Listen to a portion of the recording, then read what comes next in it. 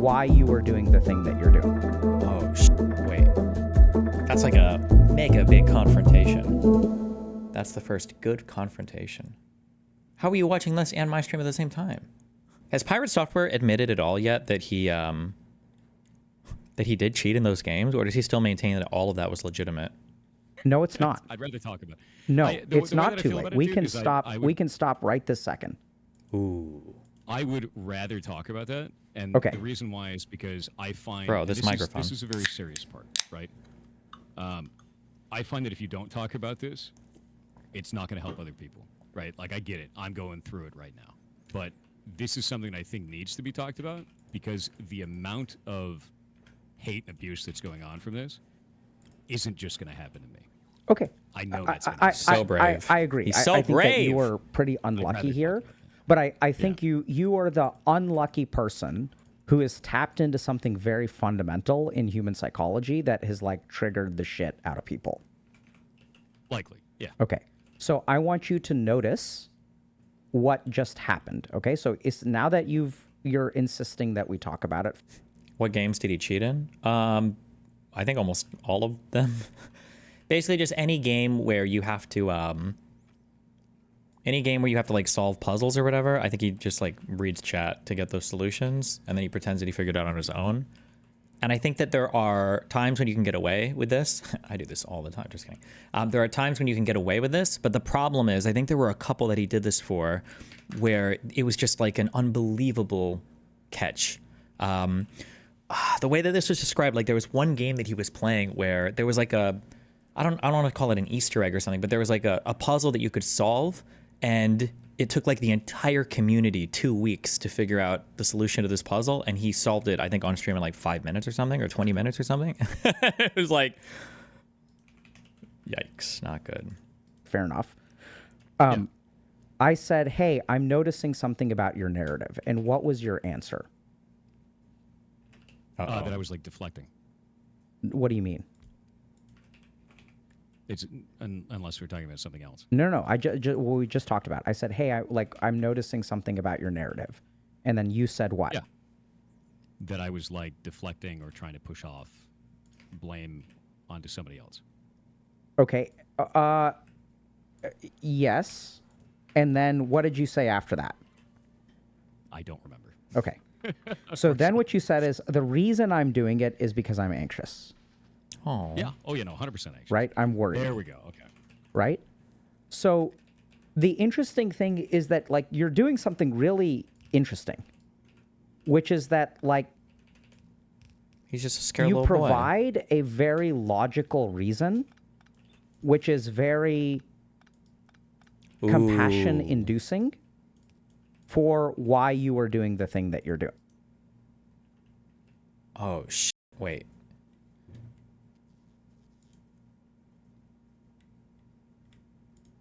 I might want to listen to this whole thing. That's like a mega big confrontation. Is this a super confrontational talk? If he's talking about reasons why people don't like you, he's basically arguing, he's making it sound like you're giving a post hoc or pretextual or whatever reason why you're doing what you're doing, and that the reason that you're giving is designed to elicit maximum compassion, but it's probably not true and everybody can see through that. That's a really big...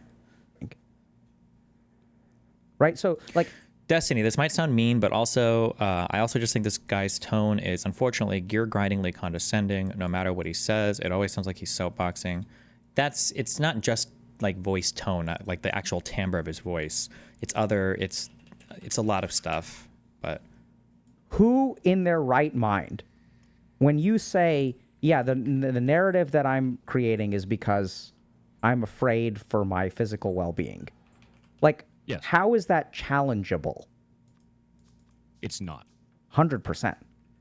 Yeah. So I think what you are doing is something that is, I don't know what word to use, has a negative valence to it. You're doing something that's bad, and the way that you respond to it makes it unchallengeable. God, Dr. K does some shit so badly. No, not badly. I shouldn't say that poorly. Just with the Ayurvedic shit. I can't buy into the Dan logic. He's so good at identifying He's so good at identifying some things. I've talked about this before. There's a weird way to present. These are like advanced manipulator tactics. Well, this one isn't even that advanced or whatever. But you basically, if somebody calls you out on a particular thing, you give a rationale or you give an explanation for why you might have done the thing. But like the way that you explain it makes it's unassailable. Like the other person is always going to be left helpless to complain about your behavior because of the way that you present it. It's hard to explain. It's like these are advanced abuser tactics. I'm not necessarily calling him abusive, but sorry. Okay. Like you're What doing about this that? thing over and over and over again. Okay. Right? So the What way about that you're that would be huh? negative about that, though. What? That's what I'm trying to understand. I said, what about that is negative? That's in that very one? Just give an example, please. It's so hard. I never reached this level of manipulative evil behavior. This is like, so it's beyond even the manipulative stuff that I used to do in my early 20s. It would be something along the lines of like, I'm trying to think of, if somebody is doing something, okay, let's say that we have a girlfriend and we don't want her to talk to any guys, okay, ever. Fuck her, okay? Because and deep down, let's say we're introspective, we know it's because we're jealous. We don't like when she talks to other guys. She might leave us for somebody else, and we want to control her, okay? So there are different ways to enact that sort of control over our partner, but there are some ways are just like, there's a lot of different ways to enact this type of control, right? We can say, don't do it. I don't want you to hang out with anyone else, okay? I don't like it when you're with other guys. That would just be, being honest and straightforward is one way. I wouldn't call that manipulative. You could make excuses like, oh, like I'm sick, or I don't want you to go out with this guy. You'd like doing weird stuff like that. That's kind of like childish. Then there's a way where you can control people or manipulate people, but the arguments that you give or the rationalizations for it are incredibly altruistic or good. And it makes it very, very, very hard for the other person to challenge your behavior because the way that you've explained it would make the other person the bad guy for challenging behavior. So like, you don't want this girl to go and hang out with other people. Okay. You talk to your girlfriend and you say, I'm not sure if it's a good idea for you to go and hang out with Mark tonight, or for you to go hang out with this group of people where there are guys present. And she's like, oh, well, I don't know what's going on. Or I feel like I should. It's whatever, And, you maybe you get into a little argument and you're like, okay, well, I know that you told me before in the past that some guys have harassed you, and I really am concerned about your safety and well-being. And I love you so much. And it really worries me when you're out in these situations. And I like the idea of you putting yourself into like these harmful situations where things could go really bad, I just think is very worrying to me. And I care about you and I love you, and I just don't want to see you do that to yourself, or something like that, right? This type of phrasing, the way that and you can do this with every problem, okay? I have to stop and think about it because it's not an organic feeling for me. I have to intellectualize how to get there. But like when you frame things in this way, the other person is just like completely and totally mind fucked, because there's no way for them to fight back. Like, okay, fuck, he doesn't want me to go out with these people tonight, and the reason why is because he's concerned for my safety, and it comes from a place of love and care. Fuck. I'm like, fuck. Because if you fight back on it now, one, not only does it take you need a huge backbone. You have to have a large strength and character to fight against this, okay? To be like, I don't agree with your rationale here. I don't think that's why you're saying this. I think you're being manipulated, right? That's a hard confrontation to have. So one, it's hard to argue against it.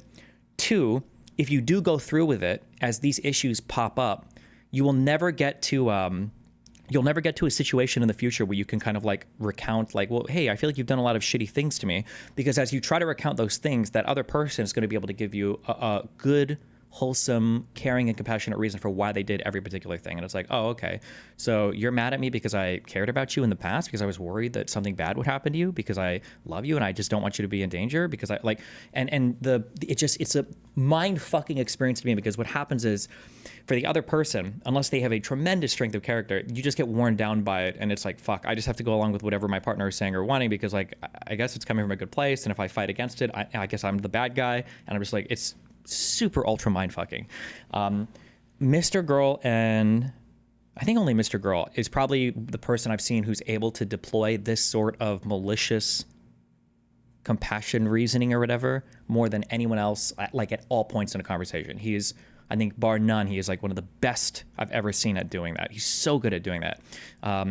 Ayla described this. She wrote a little Substack about it called Holding Frame or Controlling the Frame or whatever. Because I think Ayla got that vibe from him when she was talking to him for a while. But yeah, it's so toxic and difficult to be around because, yeah, you can't fight against it. You just seem like a bad guy. Yeah, it's so difficult to fight against. But it's interesting to hear him call that out. But Negative about that, though. What? That's what I'm trying to understand. I said, what about that is negative? That's a in that very movie? excellent question. So now we get to something really interesting about human psychology. So if I'm pissed at you, oh, you could argue, yes, the Hassan stuff and the Snarker stuff about Ethan, where they say they are just concerned about his mental health. They just think he needs to like log off and touch grass and it would be better for him. That's a type of that attack, right? Well, fuck, how am I gonna fight against these people? They're just saying that I need to be more mentally healthy. That would be a kind of an example of that. Yes, actually. Weird.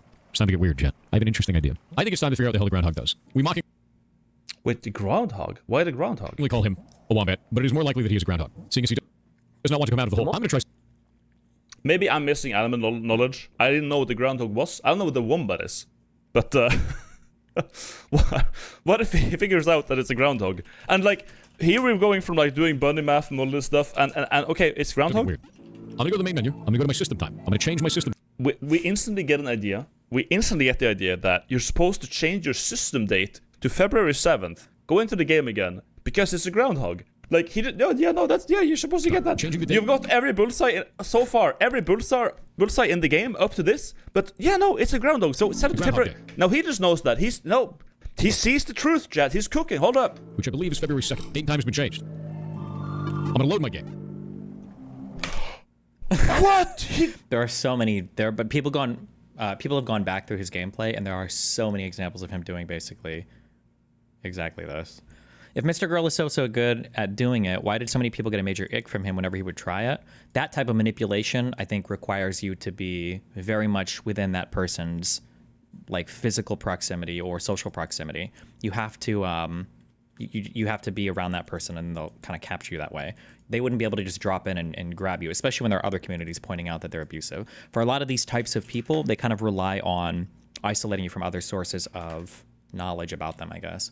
It's like an important thing. Yeah. This is one of the reasons why, as sad as it is, if you have a friend who's falling into kind of like a cult or a friend that is fallen into an abusive partner, all you can really do is kind of like provide love and compassion and be supportive or whatever. There's not... yeah, once a person is like in the proximity of a person like that, there's not much you can do. If you see somebody falling into it, you can try to discourage them, but it's difficult. and you take away my reason to be pissed at you, what do I do? Oh, there you go.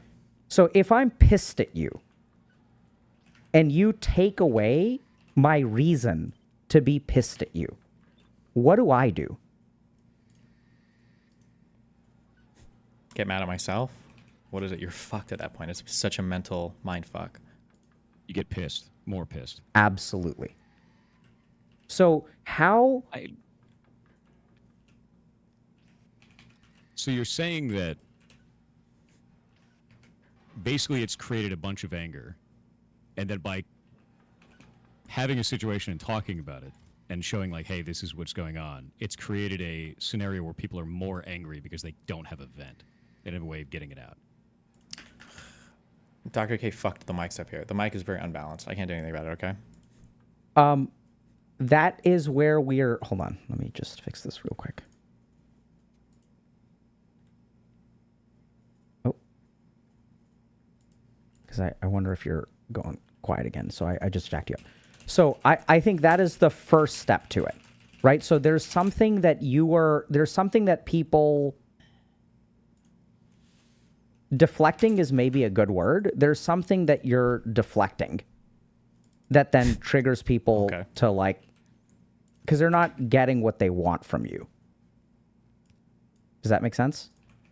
Yes. So Okay. there's an alarm going off. So now the question kind of becomes like, I don't know if this sort of makes sense, but I think when I hear your story, what I hear is, and this is what's so tricky about it, is like I think everything you've said is logical. Because you kind of base things on sort of proof, right? But I'm noticing that like the way that you accept responsibility is like 1% of what your narrative is.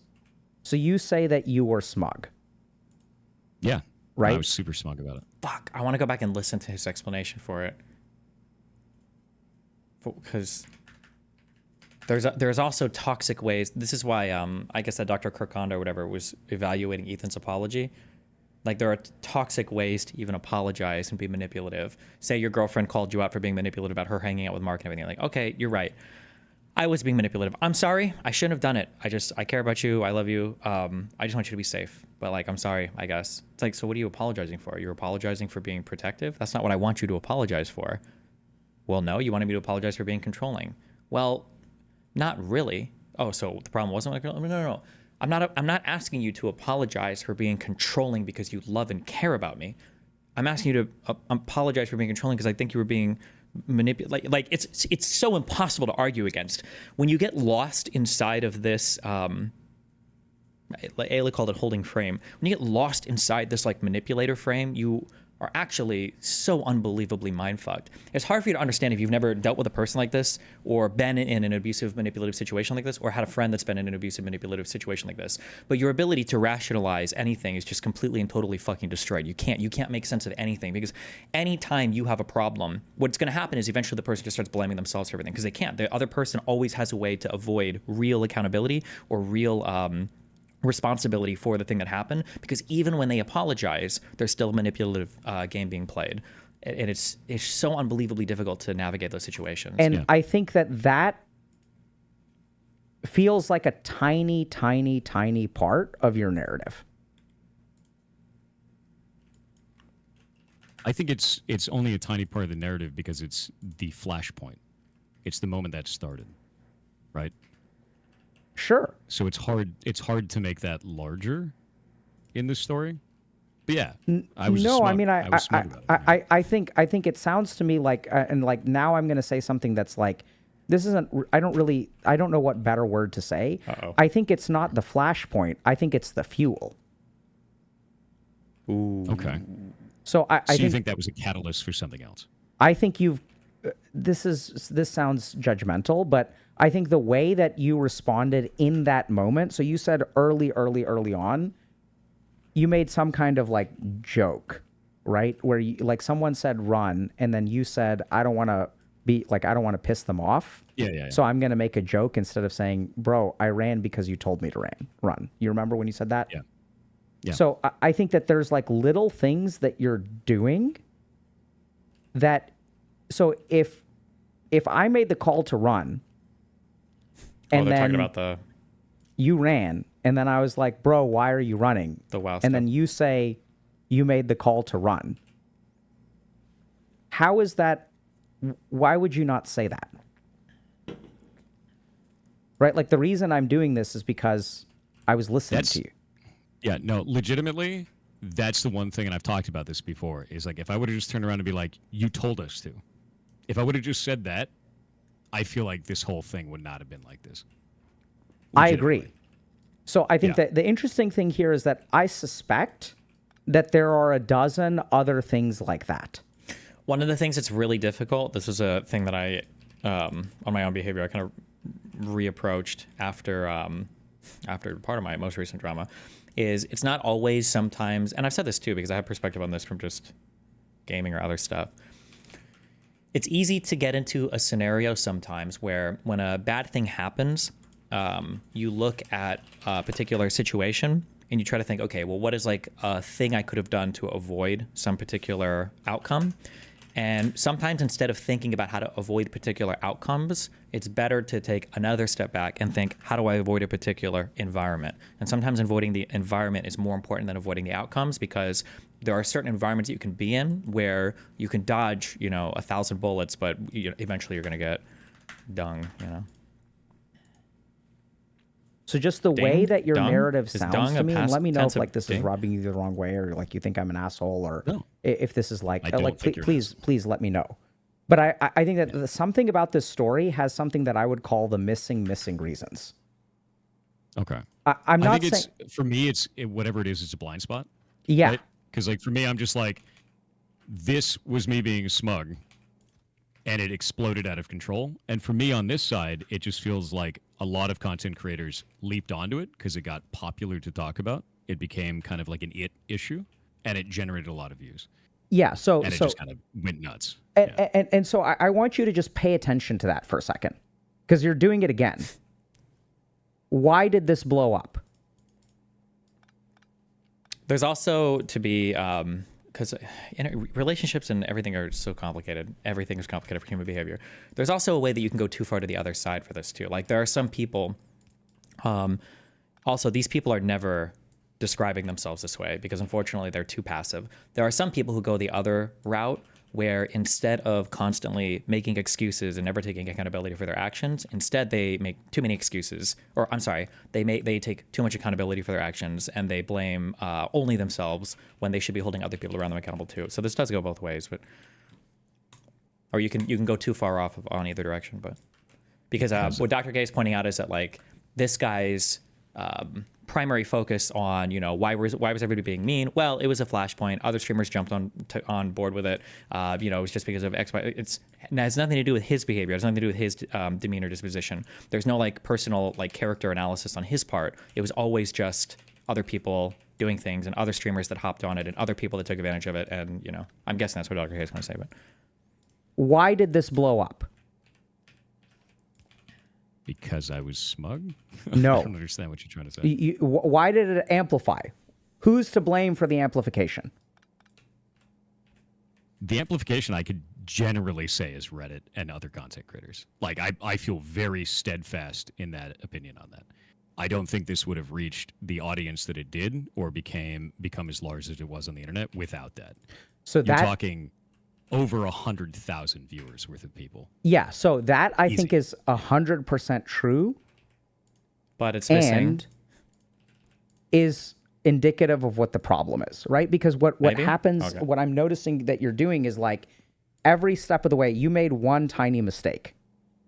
But the way that you are reacting, I don't think a fire can get this big without a content creator's interaction. And the way that you're responding to each of these situations is only fanning the flames. And I think like you're saying this, right? Like you've tried everything. Like you've tried, I tried doing nothing. You've tried doing nothing. You've tried doing everything. And nothing seems to be working, which I know seems like nothing is working. But if you are consistently getting the same result and you are altering certain variables in that equation, what that implies is that there's one variable that's not being altered. Yeah. Yeah, and that's why I look to the outside source. Because I'm like, I've altered the way that I interact But online. the outside source is relatively consistent because people go through drama all the time. And maybe this is a leopard's ate my face moment. Maybe this is a moment where I can say this now. And a month from now, when I'm in your position, I'm going to be like, holy shit, was I wrong? Right? Like maybe this is not the way, but your whole point is that the amount of hatred that you're receiving is disproportionate, not only to what you did, but is even outside of the norm of what other content creators experience. Like, I've been through shit. You have to have, this is so exceptional. Maybe this applies to you guys in your ordinary lives, I guess. It's really hard when you hit like kind of celebrity online bullshit, whatever status, because you are living an exceptional life and there are going to be exceptional things. So dealing with it can be difficult. But if you are receiving a disproportionate amount of hate or a disproportionate compared to other creators, like other people in your arena, it is on you to figure out, you have to try to figure out what's going on. You need to have some kind of explainer for that. I think it's a super important part of every online content creator's journey. People get on my case and stuff like that, and then stuff usually calms down, right?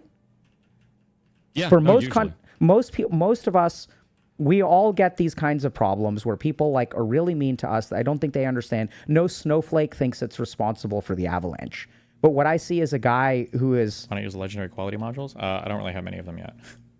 Everyone thinks they're snowflakes, and you're getting swamped by an avalanche. They don't understand that. I think people on the internet don't now know how to understand it until you are on the receiving end of hate from thousands upon tens of thousands and hundreds of thousands and people who are just piling on. Once the bully starts kicking you when you're down, the internet is like 1,000 other people who are like going to get in a lick because it feels good. Yeah, I said Yep. puppy Yep. live. All right. How's your portfolio looking these days? It's fighting for its life, okay? But on my meme stock picks, all right, NVIDIA is dragging us down hard. But we have a champion in our portfolio, and his name is CrowdStrike, and he fights for truth, justice,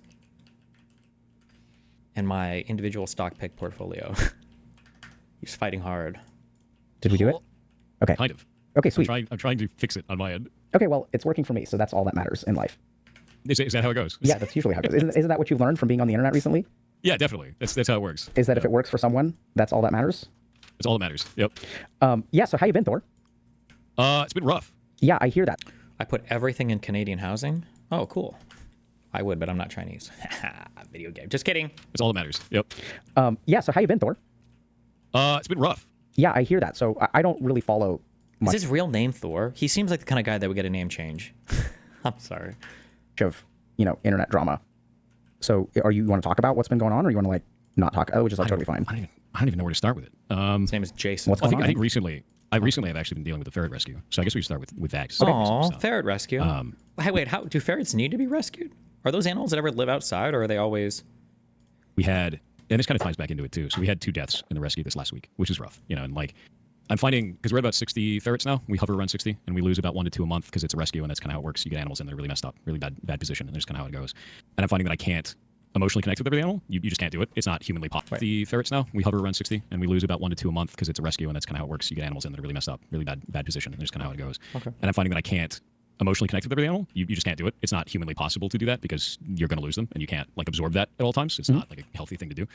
And I've been going through that through like the last couple of them, but the last one really messed me up because it was Ghost, and Ghost is she was one of the first rescue ferrets, and this animal was like physically abused badly originally. And when I went to go pick her up, she was like one of the first ones that I went to go pick up. Normally they give you in like a carrier, and the person's like all excited, and they're like, "Hey, I'm really sorry, and I feel bad. I feel like a bad person." You talk to them about it, and then they give you the animal, and there's like crying and whatever, right? And then you take the animal, and then they want to reach out and know how they're doing everything like this, because it's usually a person surrendering because they just can't take care of them. This one, I go to the house, and I'm like, "Hey, I'm here to pick her up," and this person just did this. And like handed this ferret to me like this, and it's covered in shit, like just feces all over the body. And I'm like, "Do you have like a carrier?" And they're like, "Nah." And emaciated, covered in feces, ear mites, visible ear mites. It was awful, and it's just she's scratching herself. She had like it was bad, dude. Oh my god. Take her to the vet, and we fix her up, and then we find that she is deeply afraid of other animals. She can't be near other ferrets at all whatsoever. Anytime you put her near one, she freezes, and then she bite them and immediately pee and poop, which is not a normal response for a social animal. It's like very clearly something has gone wrong. She came from like some kind of an abusive household situation. We've never seen a ferret do that ever. And I worked for, I want to say, God, it's like 2 years now. It had to be like 2 years of working with this animal every day, trying to like get her to integrate with the others, and she never would do it. But she was just so sweet, and I just played with her every day because they need. You see this? Seems like there are some real journalists still around, very few, but they somewhat exist. Hunting Russians for 8 days, exclusive. I'm not gonna watch this kind of time, and Ukraine-Russia's just. I feel like it's just a boring conflict to me because it's so obvious that there's like a right or wrong, so there's not as much interesting stuff to dig through. I will say though, real quick, just as a quick thing.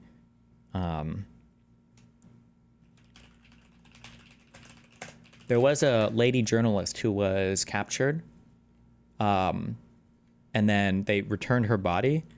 I think she was imprisoned for about a year.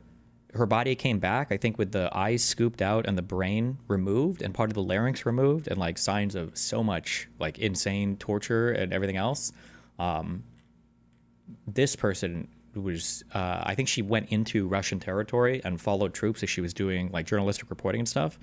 Very troubling, insane, fucked up story. But obviously this is not the only one, and Russia is actively doing this ongoing. But yeah, anyway, not good, not cool. Animal every day, trying to like get her to integrate with the others, and she never would do it. But she was just so sweet, and I just played with her every day because they need kind of social interaction. And How did she respond to humans? Great, totally fine with humans. She was afraid of being picked up at first, which is kind of common because people don't know how to handle them, and then they get afraid of hands. It's like a normal thing. But she's fine with humans. She was terrified of animals. It was very strange. And it's weird, especially with being afraid of other ferrets. It's very odd, right? So it probably a neglect situation where she was just left in a cage with another ferret and learned to be afraid of them because it's all learned behavior. They're super social. So, but a couple of weeks ago, she suddenly started coughing, and it turned out she had Hodgkin-like lymphoma, which is hyper-aggressive cancer. It killed her in about 2 weeks. There's no way out. Couldn't save her. Couldn't do anything. We normally get months for that. We can do chemo, all kinds of stuff, but it just killed her. And going into like Do I want to?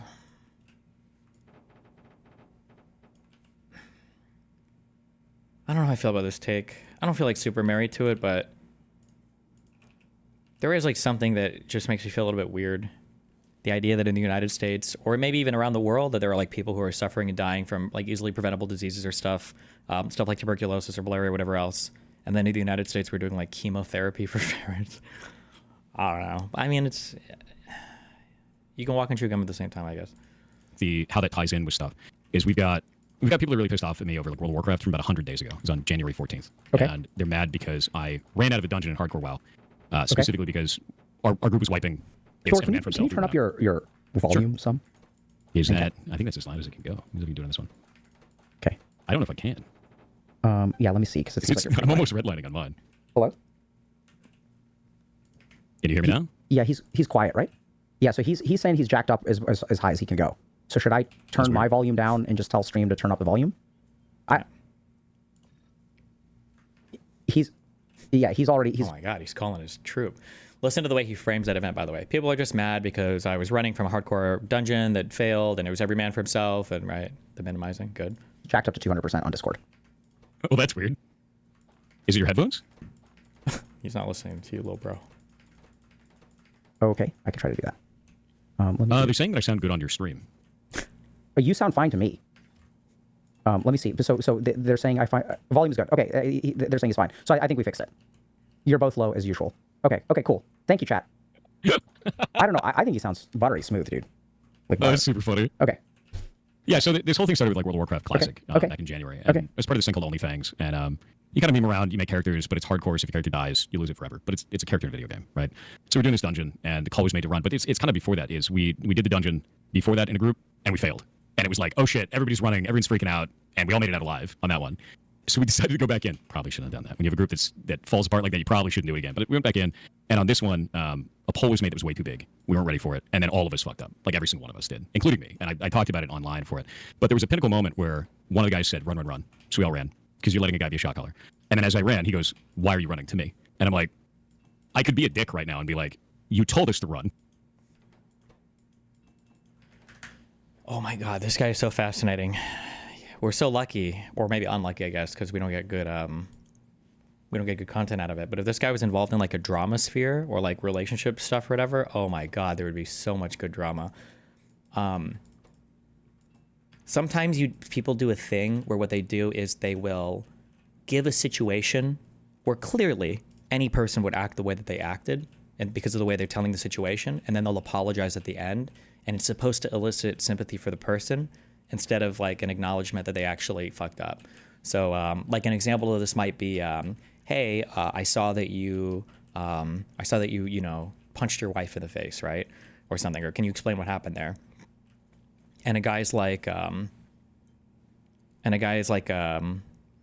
well, so what happened is my wife said she was gonna like murder my kids and my family, and then she was stabbing me to death with a knife, and I was bleeding out and almost died. And so, I swung at her once, and I know I shouldn't have done that, and I'm so sorry for that. People will give like these types of explanations, and it'll be like, okay, well, you're not really sorry, and you know that nobody's going to think that you did anything wrong. There's like a way of doing that. Actually, the meme version of this is like the Reddit post of like, the title will be like, today I told a young woman to fuck off. Was I in the wrong? And then the Reddit post will be like, today I was at a homeless shelter feeding people in need. All of them know me on a first name basis. And then a woman came in and she said, I'm here to steal all the food from the homeless people, especially the children. And as she was stealing the food, I went up to the lady and I said, lady, you need to fuck off. This is wrong. Do you guys think I was too mean to her? And obviously all the Reddit comments like, oh my God, no way, King. You're so good. Oh my God, you're so in the right. It's okay. Like, no, you're fine. You weren't the asshole, It's like, okay, yeah. He goes, why are you running to me? And I'm like, I could be a dick right now and be like, you told us to run, right? I could just like reflect that, be like, what are you talking about? Like, you did that. And I was like, what do you want me to do for you? Right. And I said, what do you want me to do for you? Look at my mana. Because it was mostly out of mana, but I had resources that I could have done for it. And I tried to make like kind of a light of the situation, and I was mostly irritated. It was an irritation response, not like a real accurate response. And it turned into this massive meme. And there's people in chat getting banned for it right now even. So for over 100 days now, these people that spam mana gem and you have resources and run away from your friends and all this kind of shit. And the thing that's crazy about that is, tying back into the ferret stuff, is when Ghost died, my YouTube got littered with comments saying Ghost died because she was out of mana. Oh my God. Damn, and he goes full fucking manipulator mode, and he tries to tie in like the ferret rescue stuff. He's doing that. It's like, this is a charity meme that I mentioned. He's trying to tie in like his ferret rescue stuff with the online harassment shit. Jesus, okay. It's the shit that I'm getting every day now.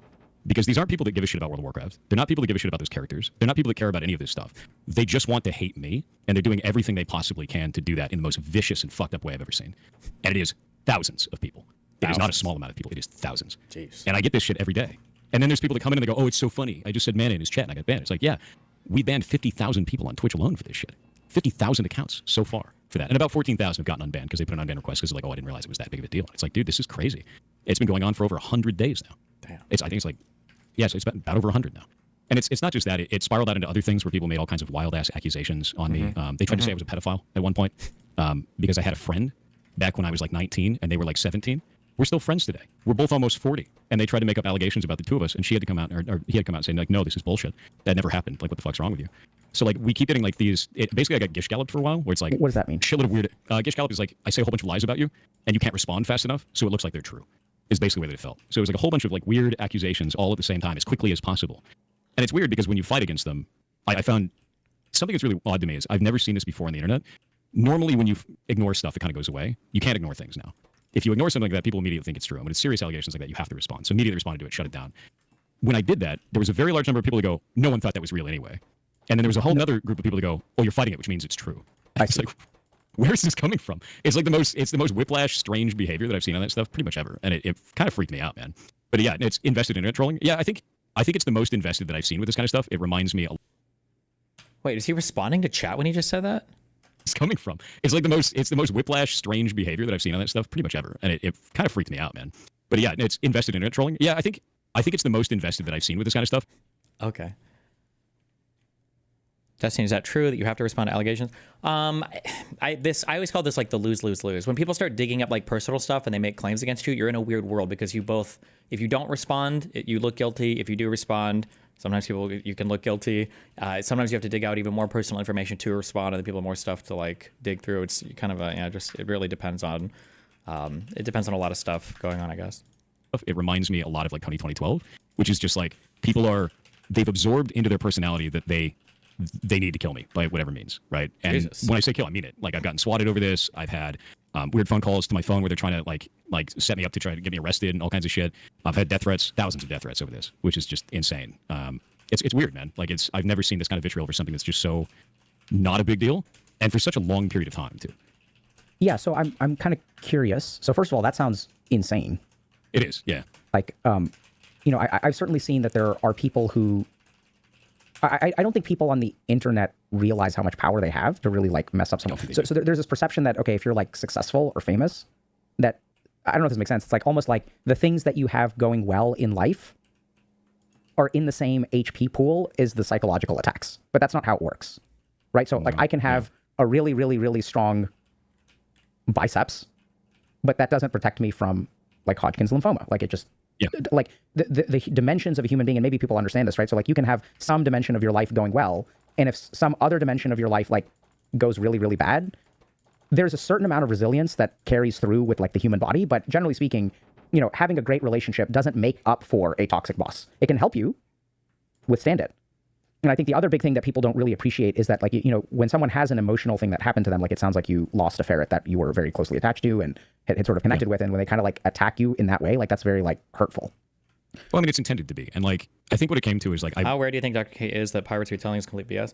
Just on my personal thing, and I hope this illusion doesn't break at some point, even though it literally seems to break with every single fucking person I've ever associated with. But Dr. K to me seems like he has the best understanding of people, like in terms of understanding them and cutting through bullshit and like hearing what they're saying, whether it's true or false or whatever, and able to figure that out in live conversations than any other person I've ever met in my entire life. It seems like he's insanely good at that, like scarily, like so good that I almost think he shouldn't do these conversations publicly, because I think it misleads people into what they can expect out of, if they get a therapist, that you will ever find somebody who can understand you as quickly and as easily and as adeptly as he can understand people. It sets up an unrealistic standard for literally anybody else to live up to. It's insane, in my opinion. I can identify that and be like, okay, this is an unreasonable attack. right? There's kind of like reasonable attacks. You're like, hey, I'm upset at you for like legitimate reasons. This is why I'm upset at you. And we go, okay, cool. We either resolve that or we don't resolve it, and we kind of go from there, right?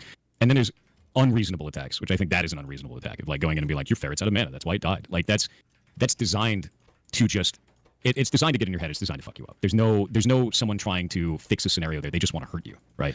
And so I kind of package those in different ways. But yeah, no, they still hit you. There's no.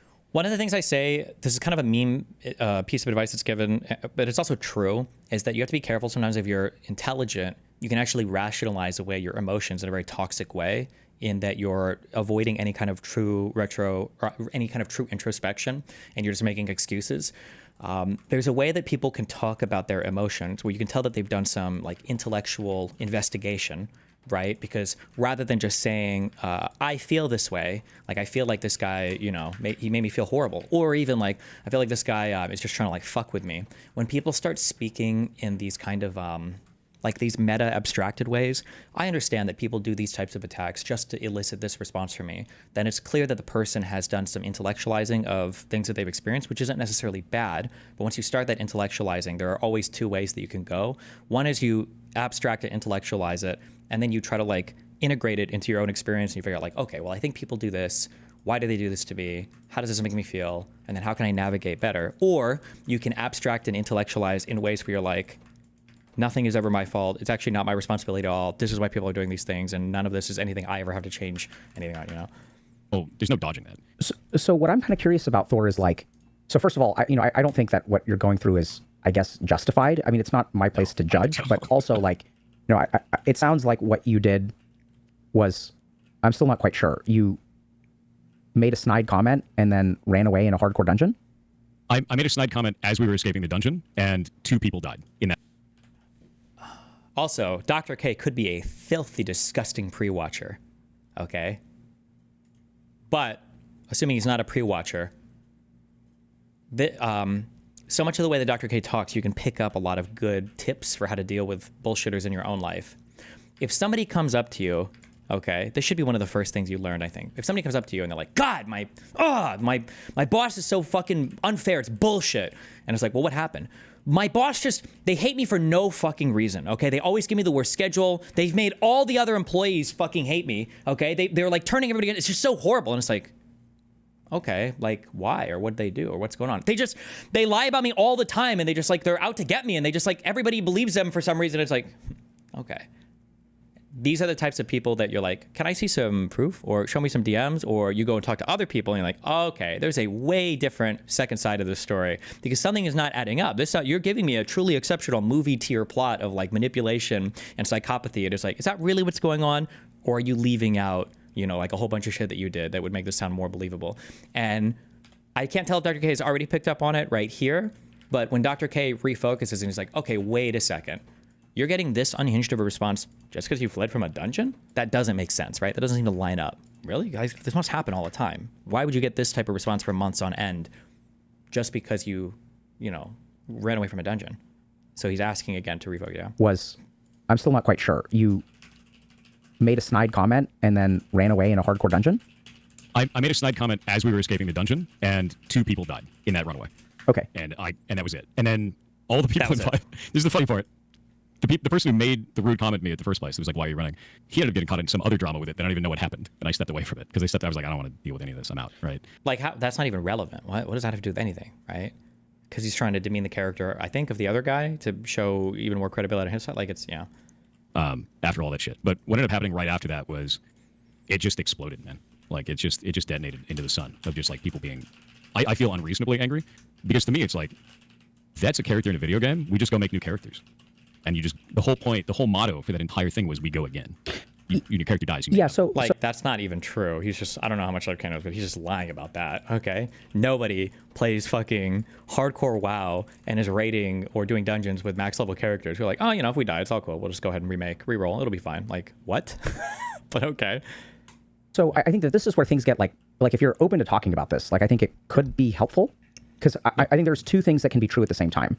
One is that the amount of hate that you've received is not acceptable. That I think is true.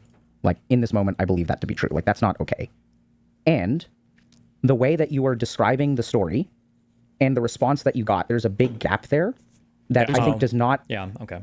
So even if it's unfair, it seems like there's something missing to evoke. So what I'm thinking is like if there's a hardcore raid and people die, sometimes there's a weird situation on the internet where it's like Tinder catches fire and then things get blown out of proportion.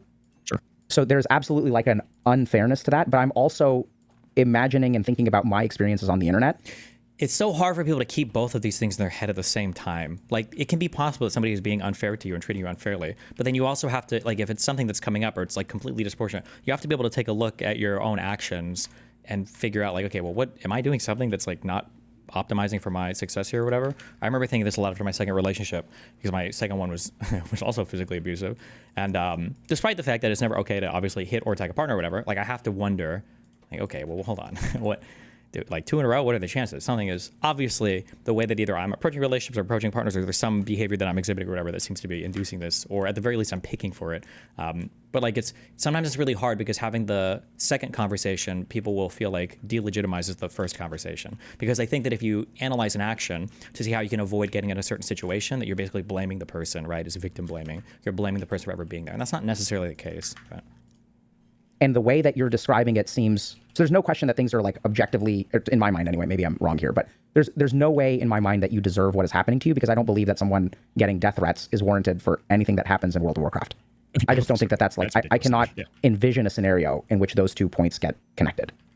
And at the same time, do you understand the route that it carried though? And I can't explain that anyway. Yeah, so that's because I think that like the nerve that you, so what I'm getting is that you struck a nerve. You really pissed a lot of people off. And running away in a hardcore wipe, like a hardcore raid that is wiping, I do not think is the nerve that you struck. Does that make sense? No, it was the fact that I was smug on the way out, because I made the comment that I made was made with a smug face, right? Because like at that point it was like the group had already wiped once, we were in the process of wiping again, and I'm like, dude, like everybody who's involved in this is screwing up. Why are you calling out just me specifically? So oh God, he's doing this so well. This is like textbook, quote unquote, bad apology, right? Or sometimes people do this as like a debate tactic, where they'll say like, oh, you know, like this particular action wasn't justified, but then they'll go ahead and they'll give all the reasons for why it was justified, right? So he's saying like, you know, okay, I made a smug comment on the way out, but I mean, like, the raid was already over, nobody gave a fuck, like this shit was already fucked, no one cared. It was like, right, it's like, so he's saying like, maybe I messed up, but like, here's all these reasons for why I didn't actually, and even if I did, it didn't matter, you know, yeah. I'm gonna make a smug comment in response. And then it turned into, this is just this guy's fault. It's just my fault. Shouldn't have made a smug comment for it. Know that, obviously. But the response for this to be 100 days of this and all these crazy allegations being made against me, that doesn't make sense. So you made, you made the smug comment on stream? Oh yeah, no, all this was live. Okay, so this was live. And then was there some kind of aftermath? So usually when this stuff happens, it's like, if things go to Twitter, that's when people, I think, really dig themselves into a hole. No, it didn't go to, like, I posted a post on Twitter saying, hey, this is all this stuff. I said in there, like, hey, this is, you know, everybody screwed up, including myself. This is everything that was going on. And that was that. And I have the post, if we can go pull it up. I'm going to grab it. Whoop. So what I'm curious about is the people who got mad at you at the beginning. I'm not talking about the death threat folks. The people who got mad at you at the beginning, what were they mad for? They were mad that I was being smug. That was like the general initial catalyst for it. The problem was, what I ended up seeing is a whole bunch of content creators, because this is a content guild, they took a whole bunch of clips of me to make it look as exaggerated as possible and then turn that into content all over the internet. And they kept pushing it and pushing it and pushing it.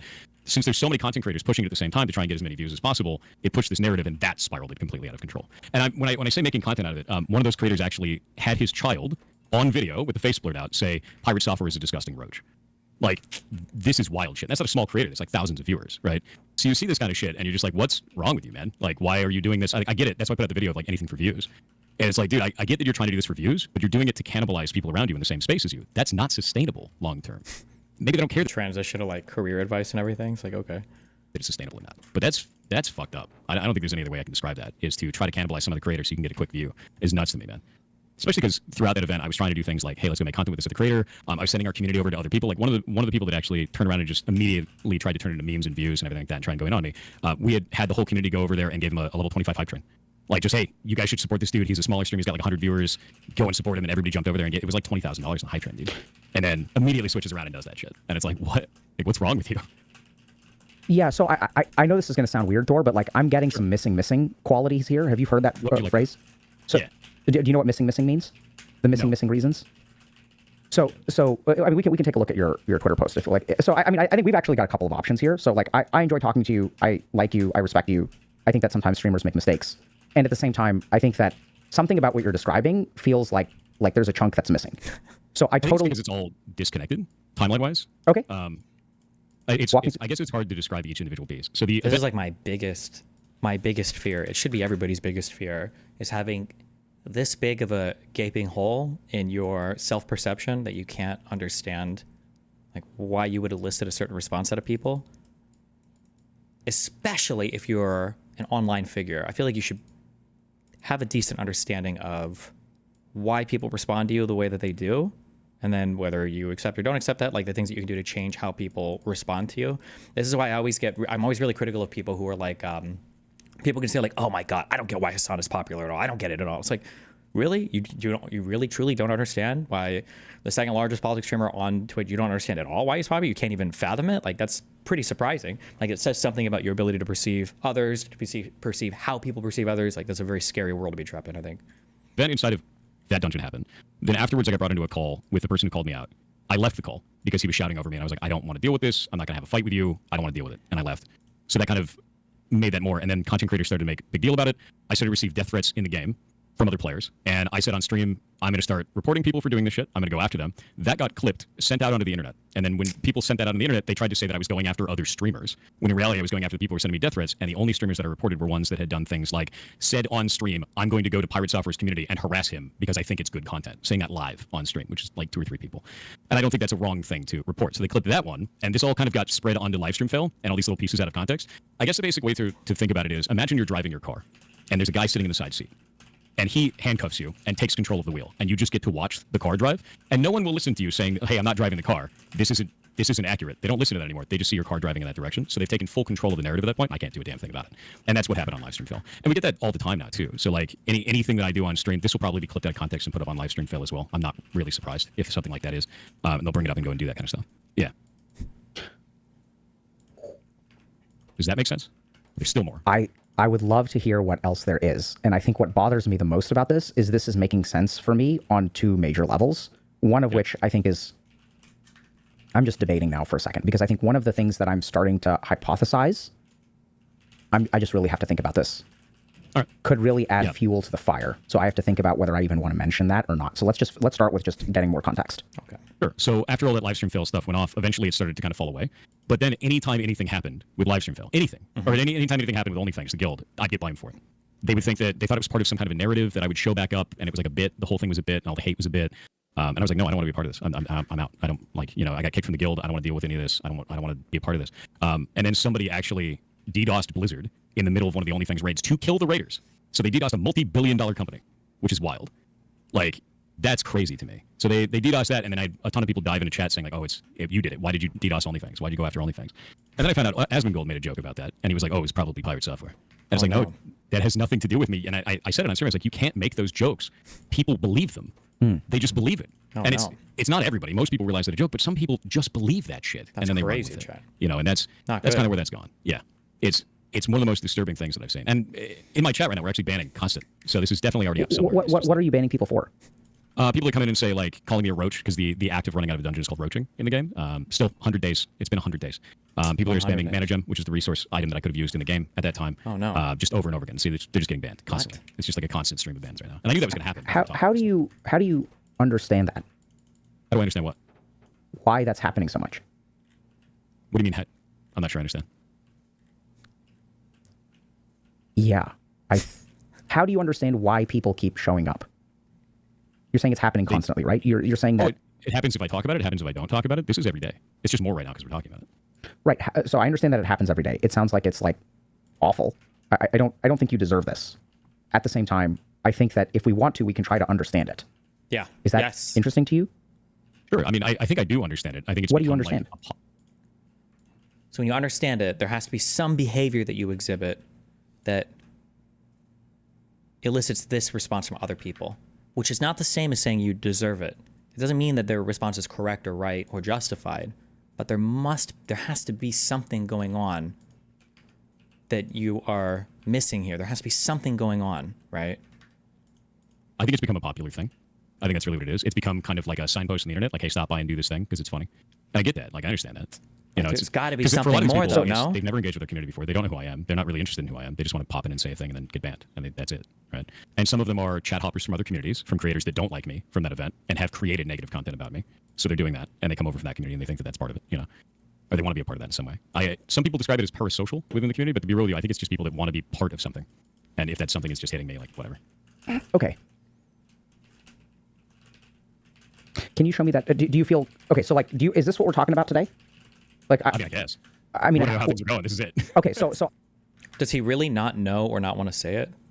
I don't know. When it comes to things like, I don't want to say like narcissism, because I don't know if he's actually a narcissist or not. But when it comes to people's inability to perceive themselves like this, I don't know if he is lying to Dr. K. Like, there's a lot of things that could be happening here. He could just be lying to Dr. K because he doesn't want to be honest about it. He could be lying to Dr. K because it's a public showing, right? He's on stream and he doesn't want the audience to see it. He could be telling what he thinks is the truth, and he's just not actually capable of perceiving what's happening. In which case he's lying to himself. He might be knowingly lying to himself, knowing that if he were to spend some time thinking about it, it would be uncomfortable. He doesn't want to. Or he has spent time thinking about it and he just truly can't perceive it. I don't know. I don't know what the answer is there. I'm not sure. I don't know. well, I think this has the potential to be great. And the reason for that is, like, I think that there's a lot that everyone who is watching right now can relate to and understand. The thing that I'm concerned about is that I'm going to challenge you in some ways. And the main thing that I'm concerned about is how the way that I challenge you could be clipped out of context, misconstrued, used as evidence that Thor is the worst human being on the planet. Does that make sense? Like, I'm actually, like, genuinely concerned about that. That, like, I almost guarantee that it will. right? So then I think we have to make a decision about, so I think that there is a way, I'm hopeful, but I don't know. I think there's a way that if we have this conversation, it can actually decompress a lot of the emotional energy that's on the internet. But I think No, a lot I'd be down of to talk about it. 'Cause, Huh? like, I'd be down to talk about it because to be real with you, it's not really changing anything at this point. Like the route of trying to ignore it, route of trying to talk about it, route of trying to reason about it.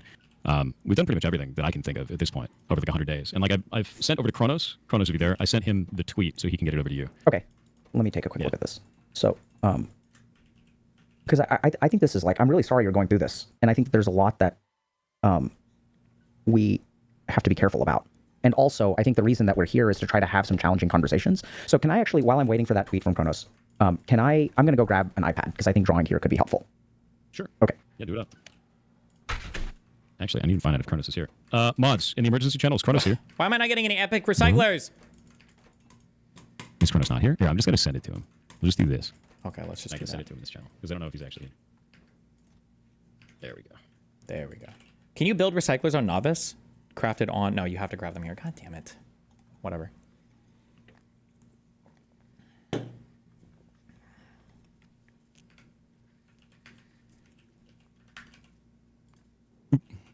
Share stream, dude.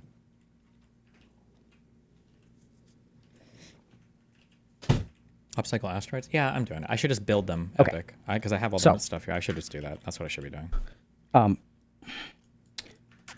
This is going to be interesting. Chad was Okay, here we talking go. about the chair stream that they just got to experience. I know. It's great. So let me see if I can pull this tweet up. And then I'm going to just switch. I'm going to switch overlays for a hot second. Okay. Thor, let me know, the second that this feels like not a good use of our time, please let me know. Yeah, no. Okay. So Totally makes sense. this OnlyFans stuff actually sucks. Lots of weird Oh, yeah, attack posts. there's a couple of links in there as well. Yeah. That go to the original like posts about this stuff. I think you need those for context. Okay. So let's take a look at that. Okay. And What? okay. Okay. So to start with, here's my response to the Dire Maul roll. From my perspective, I didn't feel I could save anyone else with the resources I had left, even with the mana gem and robe cooldowns. Since the call was made, I followed the call and got out as quickly as possible. In every other instance where stuff has hit the fan, a shot caller has called a specific target, and nobody died, you call run, run, run. Okay, Yamato pinned the entire thing on me. Yep. Okay. That's how I felt at the time, and I still feel that way. Okay. Our party went wrong. Each person in the think it group was made good. mistakes, including myself, to pin on a single person. Okay, hope it was worth it for you. Okay. So this was live on stream, right? Right? Yeah, all of it was live. And Absolutely. so it was also live who made the call to run? Yes. Yeah, he made the call to run. Okay. Okay. Um, And? Okay, so it sounds like here's the hate raid that you're talking about. Okay. So thank you so much for. And we expected, and that's why I wrote in there. I was like, those trying to defend me, don't worry about it. We expected that to last like maybe 10 days. The internet generally doesn't care about things a super long period of time. Okay. 100 days. Yeah, Still so people in chat like spamming and getting banned, and like that's wild. This is I've never seen you were right. This is wild. So we're gonna like try to understand this. Okay. So this is gonna be tough. Okay. So let me start with this. Thor, I wonder if Thor thinks Dr. K is agreeing with him right now. Like it's wild as in your responses. No one can ever figure out why people are responding this way. Or if Dr. K is saying it's wild because you're doing a lot of stuff that you can't perceive. But I can't even tell if Thor's paying attention or if Thor's just reading chat. So let's say that you do something, right? Let's say you take an action in life. Literally, he's just typing. In the response, would you agree that the response that you are getting is disproportionate to the actions that you've taken? I would absolutely agree with that, yeah. Okay. Oh, that's such an interesting question. Would you agree that the response you're getting is disproportionate to the actions that you're taking? The locus of control here is entirely different between the two of them when they agree with this, because he thinks that the response is disproportionate completely due to outside forces.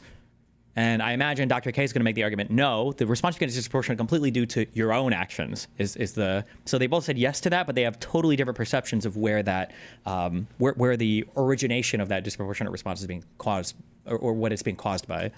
So It let's. doesn't mean I was in the right. It doesn't mean I was in the right. But I do think the response is disproportionate. I'm with you. Okay. So I'm going to start by. Huh? I don't think it's disproportionate on an individual level, to be clear. I think each person individually that responds with that thinks that they're the only one responding with it, or that they don't feel like it's that He's intellectualizing away different. That's not relevant. big of a deal because it's just one person and they don't understand scale. Okay. So I concur with that too. So let's start with a couple of like really basic things.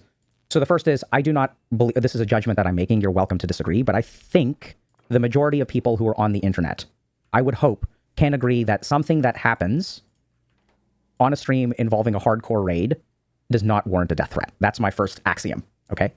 The second thing is that I would hope so. even if we think you're an asshole, that the amount of psychological punishment you are experiencing is, at this point, sufficient. So, I would encourage everyone who is watching this, listening to this, if shit gets clipped out of context, and because I think this could, go wahoonie shaped real quick, please, if y'all are disseminating information about this conversation, please include this part, which is that we're all human beings who do the best, generally speaking, that we can. Do people make mistakes? Absolutely. Are you allowed to get mad at them? Absolutely. Should you do death threats? No. But also, I Not me, though. want everyone who is a hater on the internet to really stop for a second and think about what the hate does to you, right? Like, you're hurting another human being, but like, for what purpose? Like, I think it's just kind of, it doesn't make the world a better place. I know that in the moment you feel like, oh, I want to put someone in their place. Like, I'm like, he needs to be taught a lesson. He needs to be taught, he's like, oh my God, like, you did this. And like, and I understand those feelings. I'm not even saying that those feelings are wrong, but also like, I don't know how else to say this. Like, it's just a bit much. I don't think it's actually helpful in the long run. You guys are doing all this crap to Thor. It's not clear to me that he understands why you're doing it. Okay. And I think that's the first place where we're going to start. Does that make sense, Thor? Yeah, no, I mean, like, I can understand being mad about it at the beginning. Like, I get it. Your favorite streamer's character died.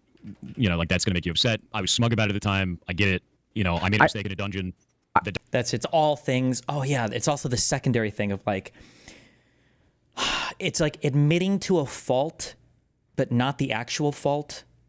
Like, imagine a girlfriend finishes hanging out with friends, and you said you'd give her a ride home at the end. You said you'd pick her up and get her a ride home, and then let's say that you're supposed to pick her up at 8:00, and the boys want to queue up some League, and you end up queuing up League, and then you end up showing up at her place, to pick her up like 30 minutes late. And then when you get there, she's like, "What happened?" And you're like, "Oh, I had to queue some bot lane. What do you want me to say?" And you get into a big fight over it because she's like, "I told you over and over again, like listen, if we're gonna have one car in this household, you got to pick me up on time, blah blah." And eventually the boyfriend is like, every time this problem comes up, the girlfriend's not. She's not really mad that he's 30 minutes late. She kind of is. But it's more so the fact that he was late for a really stupid reason, right? Like, if he would have gotten maybe pulled over for something that was out of his control, or if there was like a car accident or whatever, she'd be like, "Oh, okay, it's fine, I get it." Or if his mom was sick or something, right? But it's the fact like you queued up games with the boys and then you just left me over here for 30 minutes. Like, what the fuck?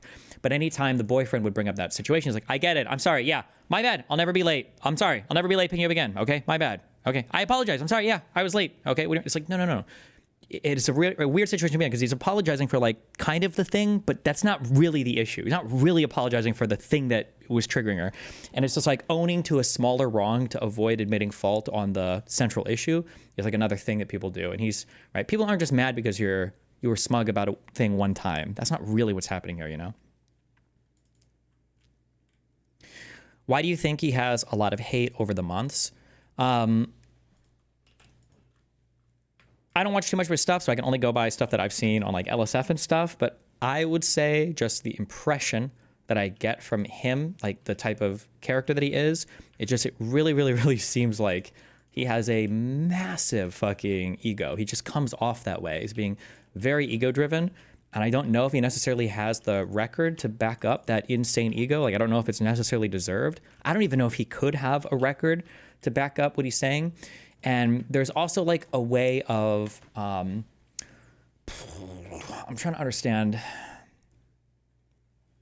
Fuck. He has a type of personality that's very hard to put your finger on, like why you get a certain feeling from it. I don't want to say repulsive because that's too much. That's mean. But there's like, you have a person who brags a lot about what they do. Like, hey, what's up? What's up? Just came from making a $5 million investment into a conservatory for animals, and everybody there worshiped me and praised me, and you know, blah, blah. There's that kind of person who brags a lot about what they do, and that person is annoying. It's annoying when people are bragging all the time and are very whatever. But this isn't that. It's more of it's when somebody, I think this is like one issue. There could be others with him, but it's when somebody is doing a way to like subtly brag about things in a way that you can't really call out, and in a way that is obviously there to brag, but like it just feels very So you ask somebody like, hey, can you cover dinner tonight, or do you want to go 50-50? And the guy's like, oh yeah, hold on, let me check real quick on my bank account. I just made a $5 million investment in like this thing. One sec. Yeah, I can cover tonight, we're good, right? It's like that kind of feeling where they're like offhandedly kind of bringing stuff up, and it's like, really? They just like happen to bring up all these things that make them sound so good and so cool constantly, and they're like, they kind of play it off like this, and it's like, wait, I understand, I'm not retarded, I know what you're doing, right? I feel like he has that kind of demeanor a lot. I think there's other stuff going on too. I don't think this is even maybe the biggest thing, but it's one thing that I perceive, and that I hate it when people do it. Oh, it triggers the fuck out of me. The dungeon didn't go well. Everyone, like 2 people died. Like, I understand being angry then. I don't understand thousands, and I mean thousands of people 100 days later still on it. Like, that's really weird to me. That's not something I get, right?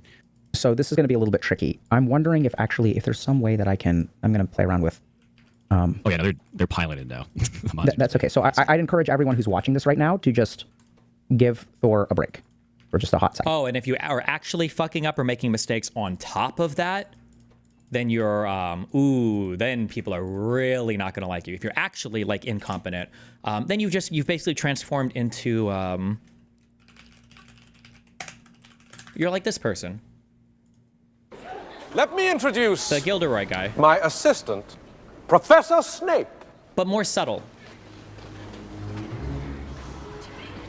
He has But he's like this guy. sportingly agreed to help me with a short demonstration. Now, I don't want any of you youngsters to worry. You'll still have your potions master when I'm through with him. Never fear.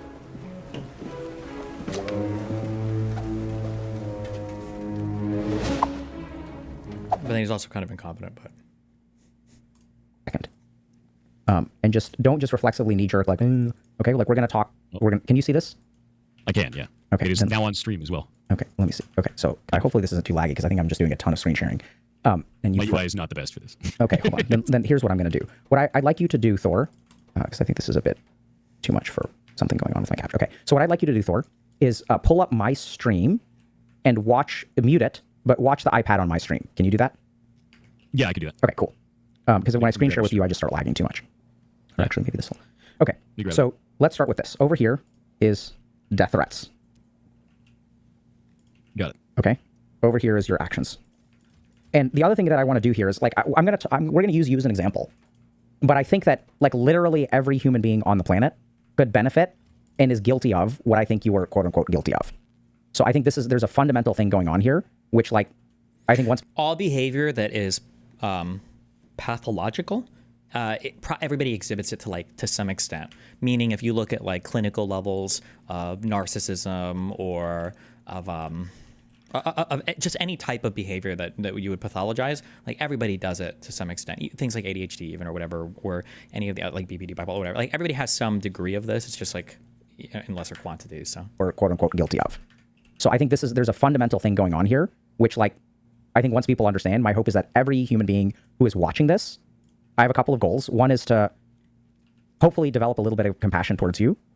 But the main goal that I have here is to try to offer some potential, because I don't know if I'm right here, okay? Some potential insight into the gap between what... Oh my God, that's such a good quote by Trainwrecks, the philosophy god. The quote is, it's when there are people that have an ego, and then there are people who have an ego about not having an ego. True. Actual true. Actual truth. Big true. Yes. Develop a little bit of compassion towards you. But the main goal that I have here is to try to offer some potential, because I don't know if I'm right here, okay? Some potential insight into the gap between what happened to you and the response that you receive. So the first thing is that this is disproportionate, right? So Yeah, I can see that. what Yeah. they're responding to is something in here, in between your actions. Like you're evoking a response. So here's your actions. And then there's some kind of equation that maybe has let's call it a multiplier. And then over here we end up with harassment. So does this make more sense? Like if we want to understand why this is happening to you, how this is happening to you, there is some, hello? Can you hear me, Thor? Oh, there we go. Yeah, no, you're roboting out really hard. I think that response was like 15 seconds ago. Okay, so let me see. Yeah. Hold on. Oh no. I wonder if, let me try. Yeah, his internet is dying. Oh boy. That's terrible. Give me a second. Let me see if I can fix this way. Hold on. Chat. People are Puggy Gups, our resident Trumple in Kick Chat, a wonderful mod, is talking with somebody else about like why people are mad. It really doesn't have to do much with the situation. It just has to do with how he's responded to it and kind of the character that's been demonstrated after the behavior, right? That's the big issue that he's having, whether or not he's capable of seeing that or not. I joked about this last night on Anything Else with Dan, but like, because I kept complaining about how fucking annoying this was, but it's really a compliment because of how good he did this. I've said this before, and I'll say this again, because I try not to expect from other people things that I could never do myself. I don't expect anybody to own up to anything in the heat of the moment. I just don't. I can't do it. If I'm arguing with somebody, I'll always be. It's just so hard to like shift into that. Like, okay, fuck, I'm wrong, or I fucked up, or whatever. It's just so hard to do that in the heat of the moment, right? So I always give somebody a few days or a week or whatever. It happens. So Dr. Lupo was very clearly cheating, very clearly running an engine, very clear. Like it was just obvious he fucked up, right? And he went through all he did the denial and everything, and then he said, "Oh, fine, maybe I read chat or whatever." But I think it was the same day, right? Eventually, I think he says, "Listen, I cheated. I used an engine. It was pathetic to defend my fragility. I shouldn't have done it. It was bad." And then that's it. It's over now. That's it. Like, what are you gonna attack him on now? Like, he admitted it's fully like that's it. Like, there's not, like that diffuses any future hate. Like, people might bring it up in the future, of course, for whatever reason, which is fair. But at least in the moment, and then now going forward, like there aren't going to be people perpetually being like, "Oh, and then he denied blah blah." It's like, no, he owned it. And I think it was even the same day too. He owned it. He said it was pathetic. It was it, So that was good. It was good on him to do that. In the face of all the public backlash, everything too. So, but fuck, I'm not gonna be able to find it now. Okay, whatever, don't care. Or maybe it was the next day. People were saying it took it 24 hours. So.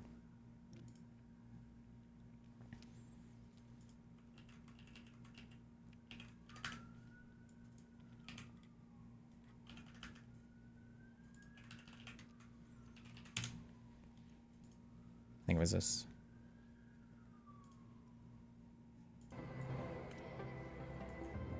Was it this? It's okay. Like I said before, I cheated and then lied about it, and paying the price, man. Randy, you take a break of this? hopefully, I'm good. hopefully, there's containers in this game that comes out because fuck. Yeah. Also. Oh, there was another clip. I'm too lazy to find it, but yeah. Can you hear me now, Thor? Testing? Yeah, I can hear you. Okay, so I wonder if, let me see, Yeah. just make sure that... I can hear you, but I don't think you can hear me in real time. Okay.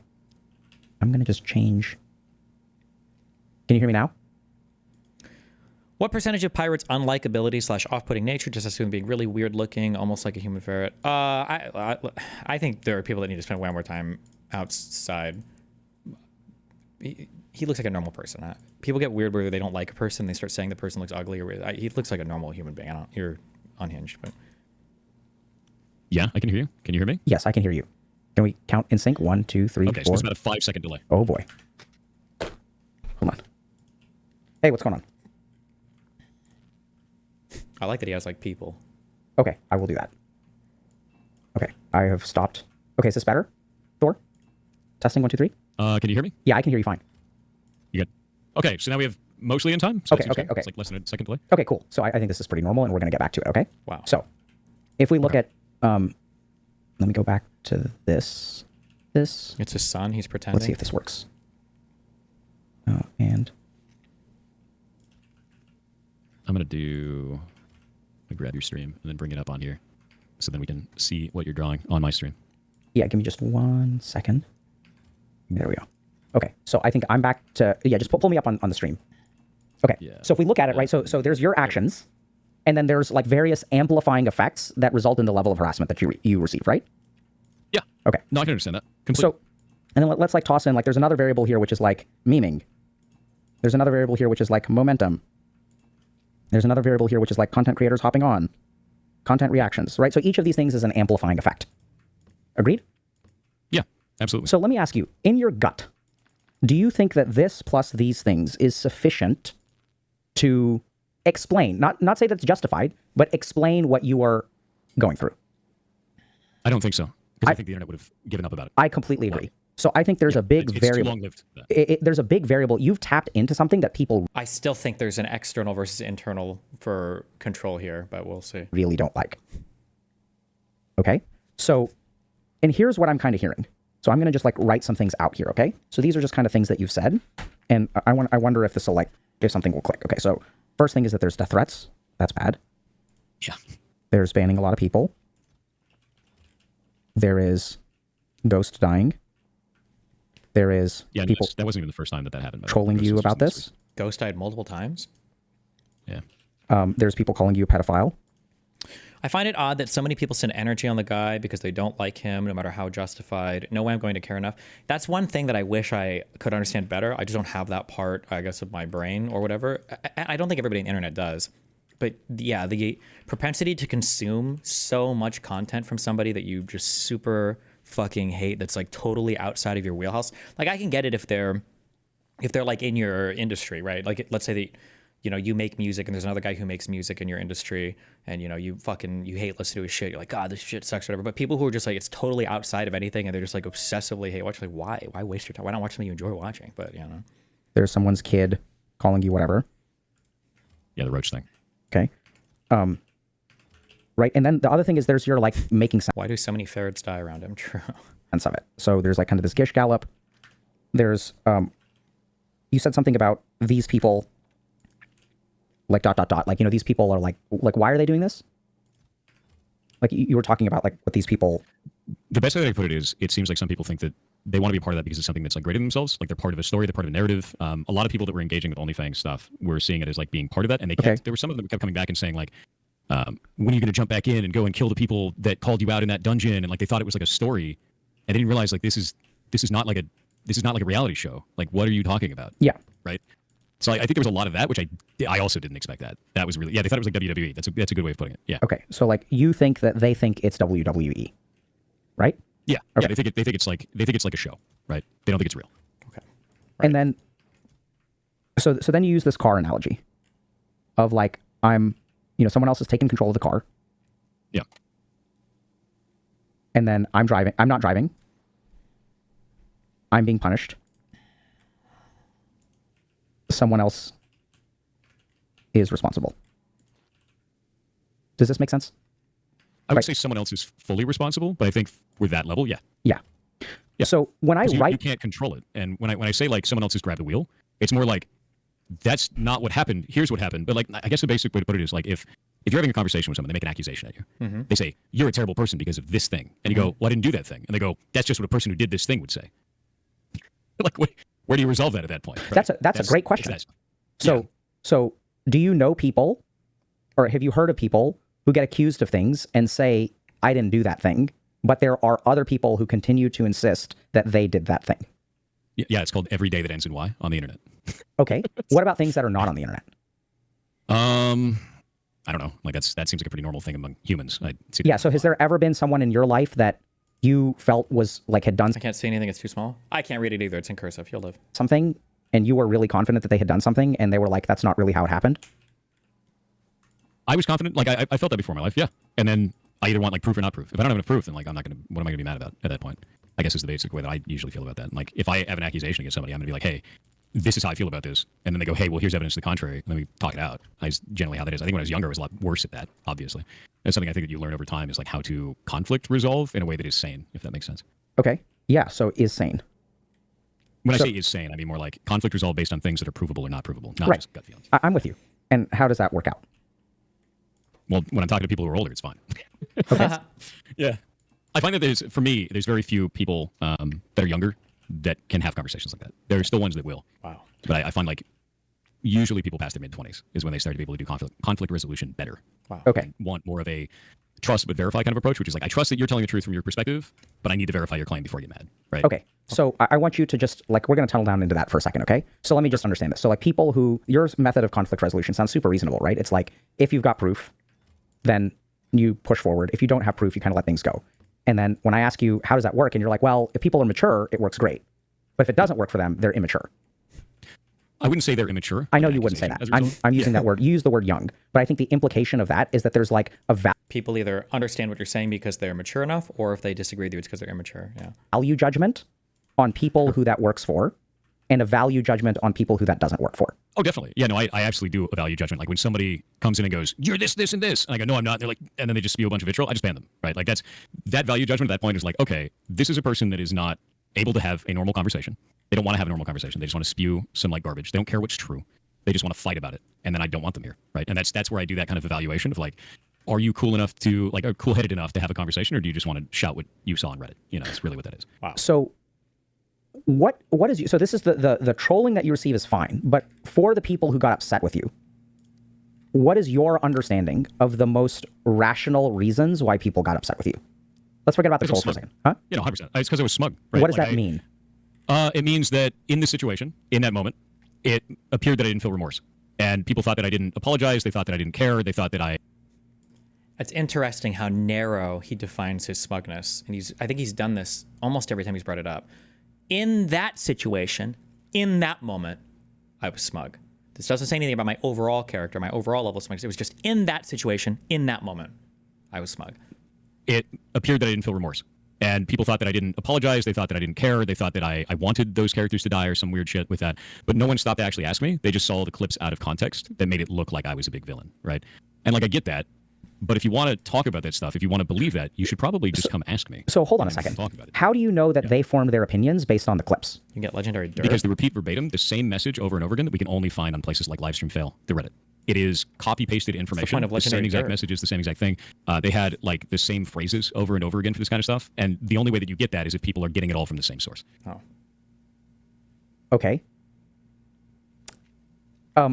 You've done more than during retreat? Yeah, and I said so in social posts, but nobody cared about those. I think that was one of the weirdest things about it is like, I said, yeah, I could have done more in this. I said everybody made mistakes in there, including myself, but no one cared. They Okay. just wanted to continue the drama. So right? Thor, when I even said everybody made mistakes, including myself.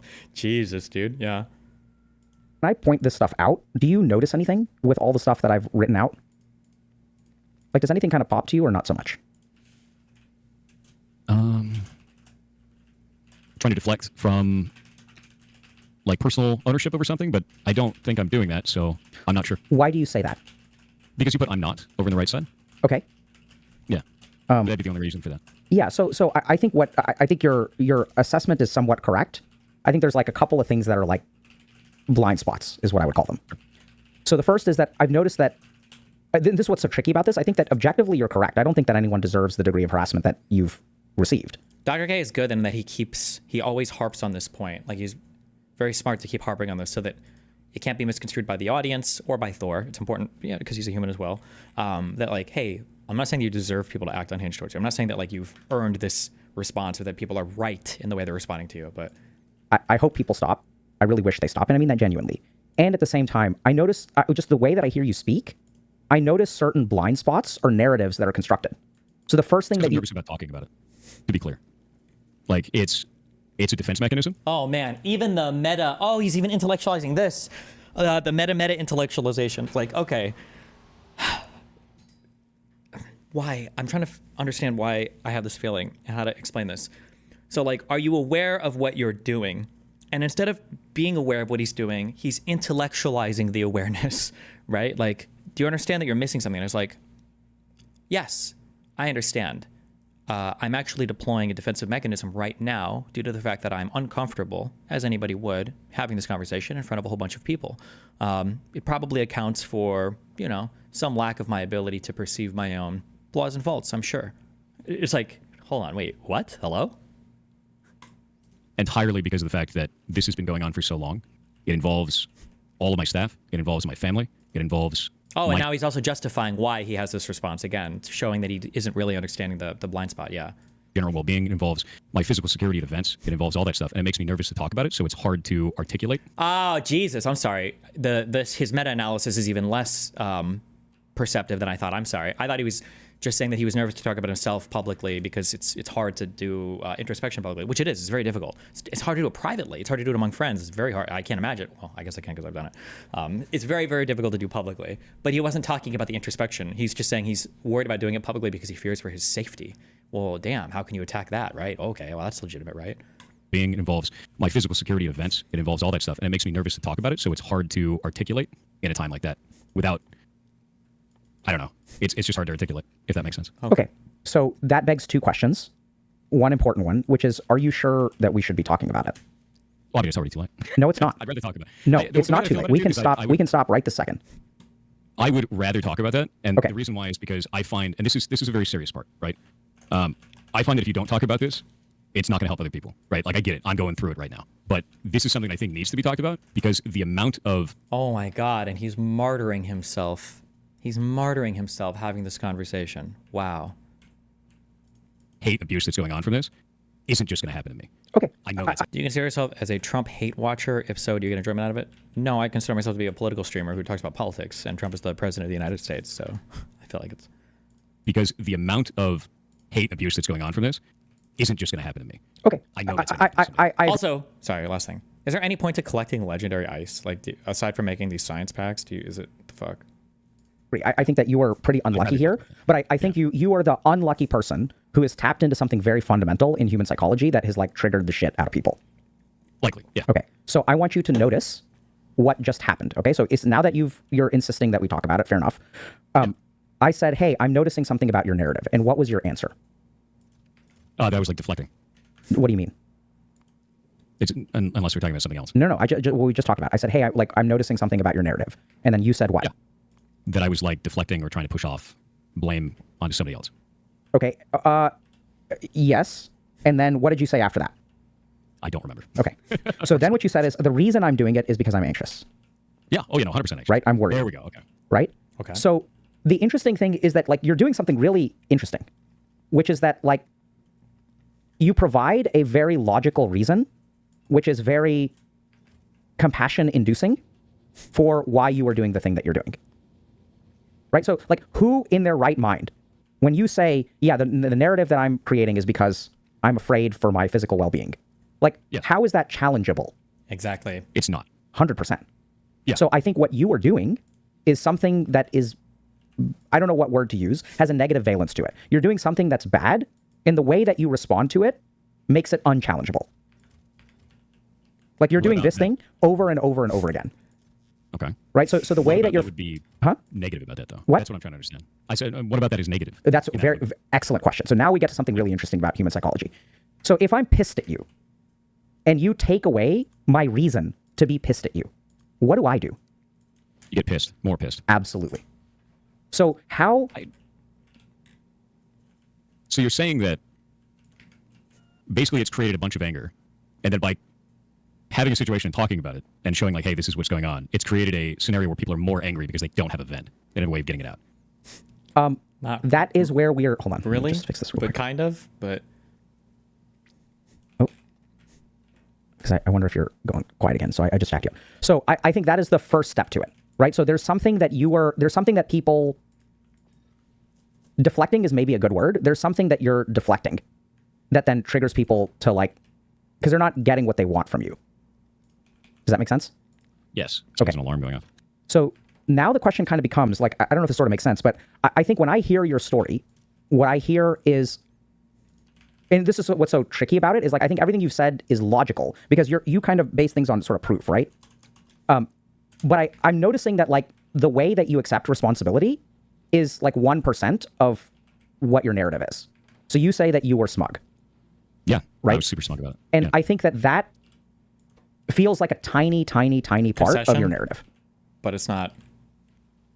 I think it's only a tiny part of the narrative because it's the flashpoint. It's the moment that started, right? Sure. So it's hard to make that larger in the story. But yeah, I was No, I smug. mean, was smug about it. I think it sounds to me like, and like now I'm going to say something that's like, this isn't, I don't know what better word to say. I think it's not the flashpoint. I think it's the fuel. Okay.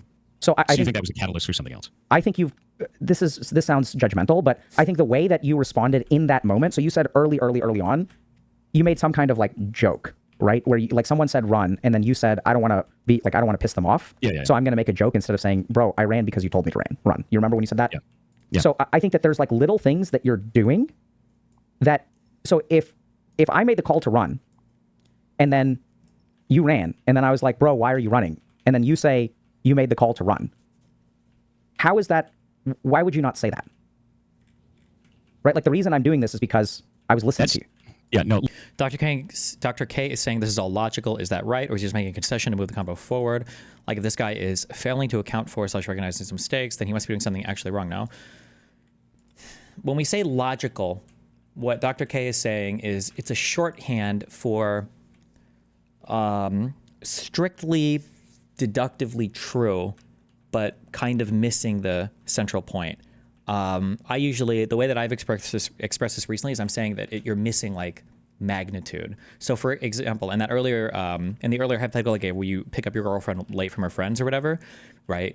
The argument could be that, well, she's mad because you picked her up late, but not really. That's not really why she's mad. She's more mad because you picked her up late for a really stupid, shitty reason. That's the actual rage-inducing thing. And they're quite different, because if you find a way to only apologize for the small thing and to not acknowledge the larger thing, the other person is always going to come away from that feeling unsatisfied.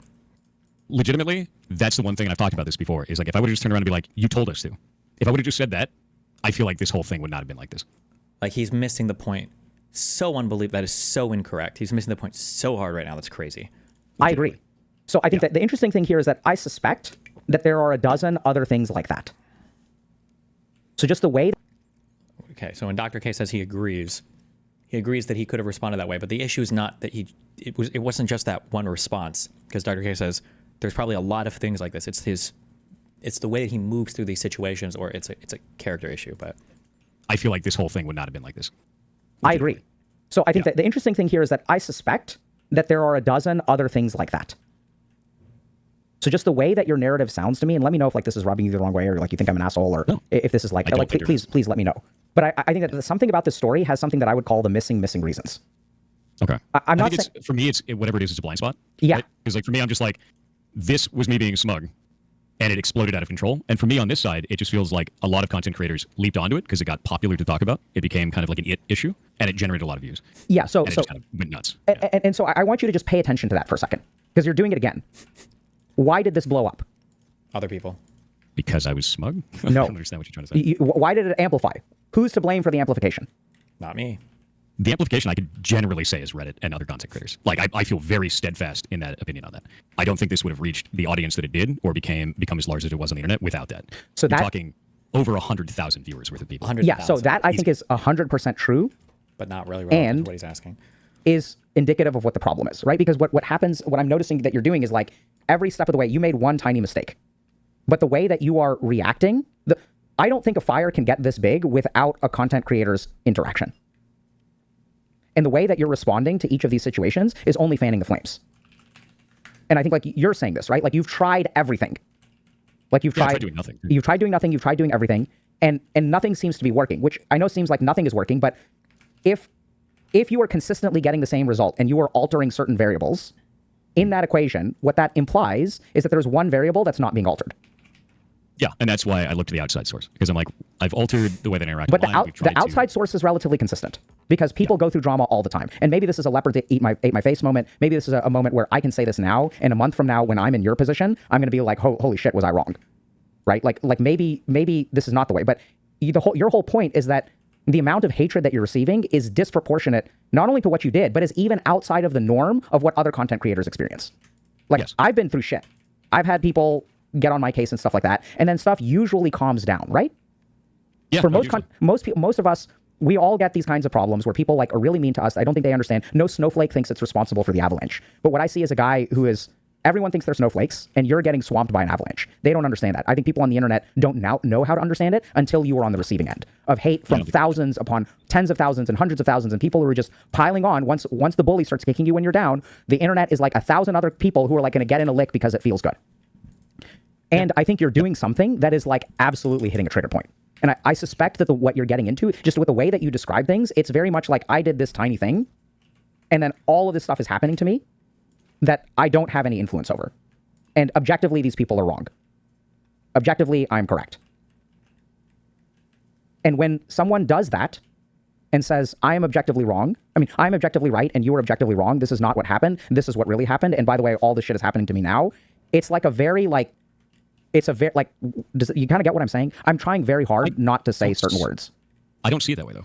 Like, I know don't you see it as, don't. like an objective, That- objective, subjective that. I see it as, That's the whole point. it's more of a deep emotional response from people that don't care about me or they don't care about resolving the situation. They want it to continue in some way.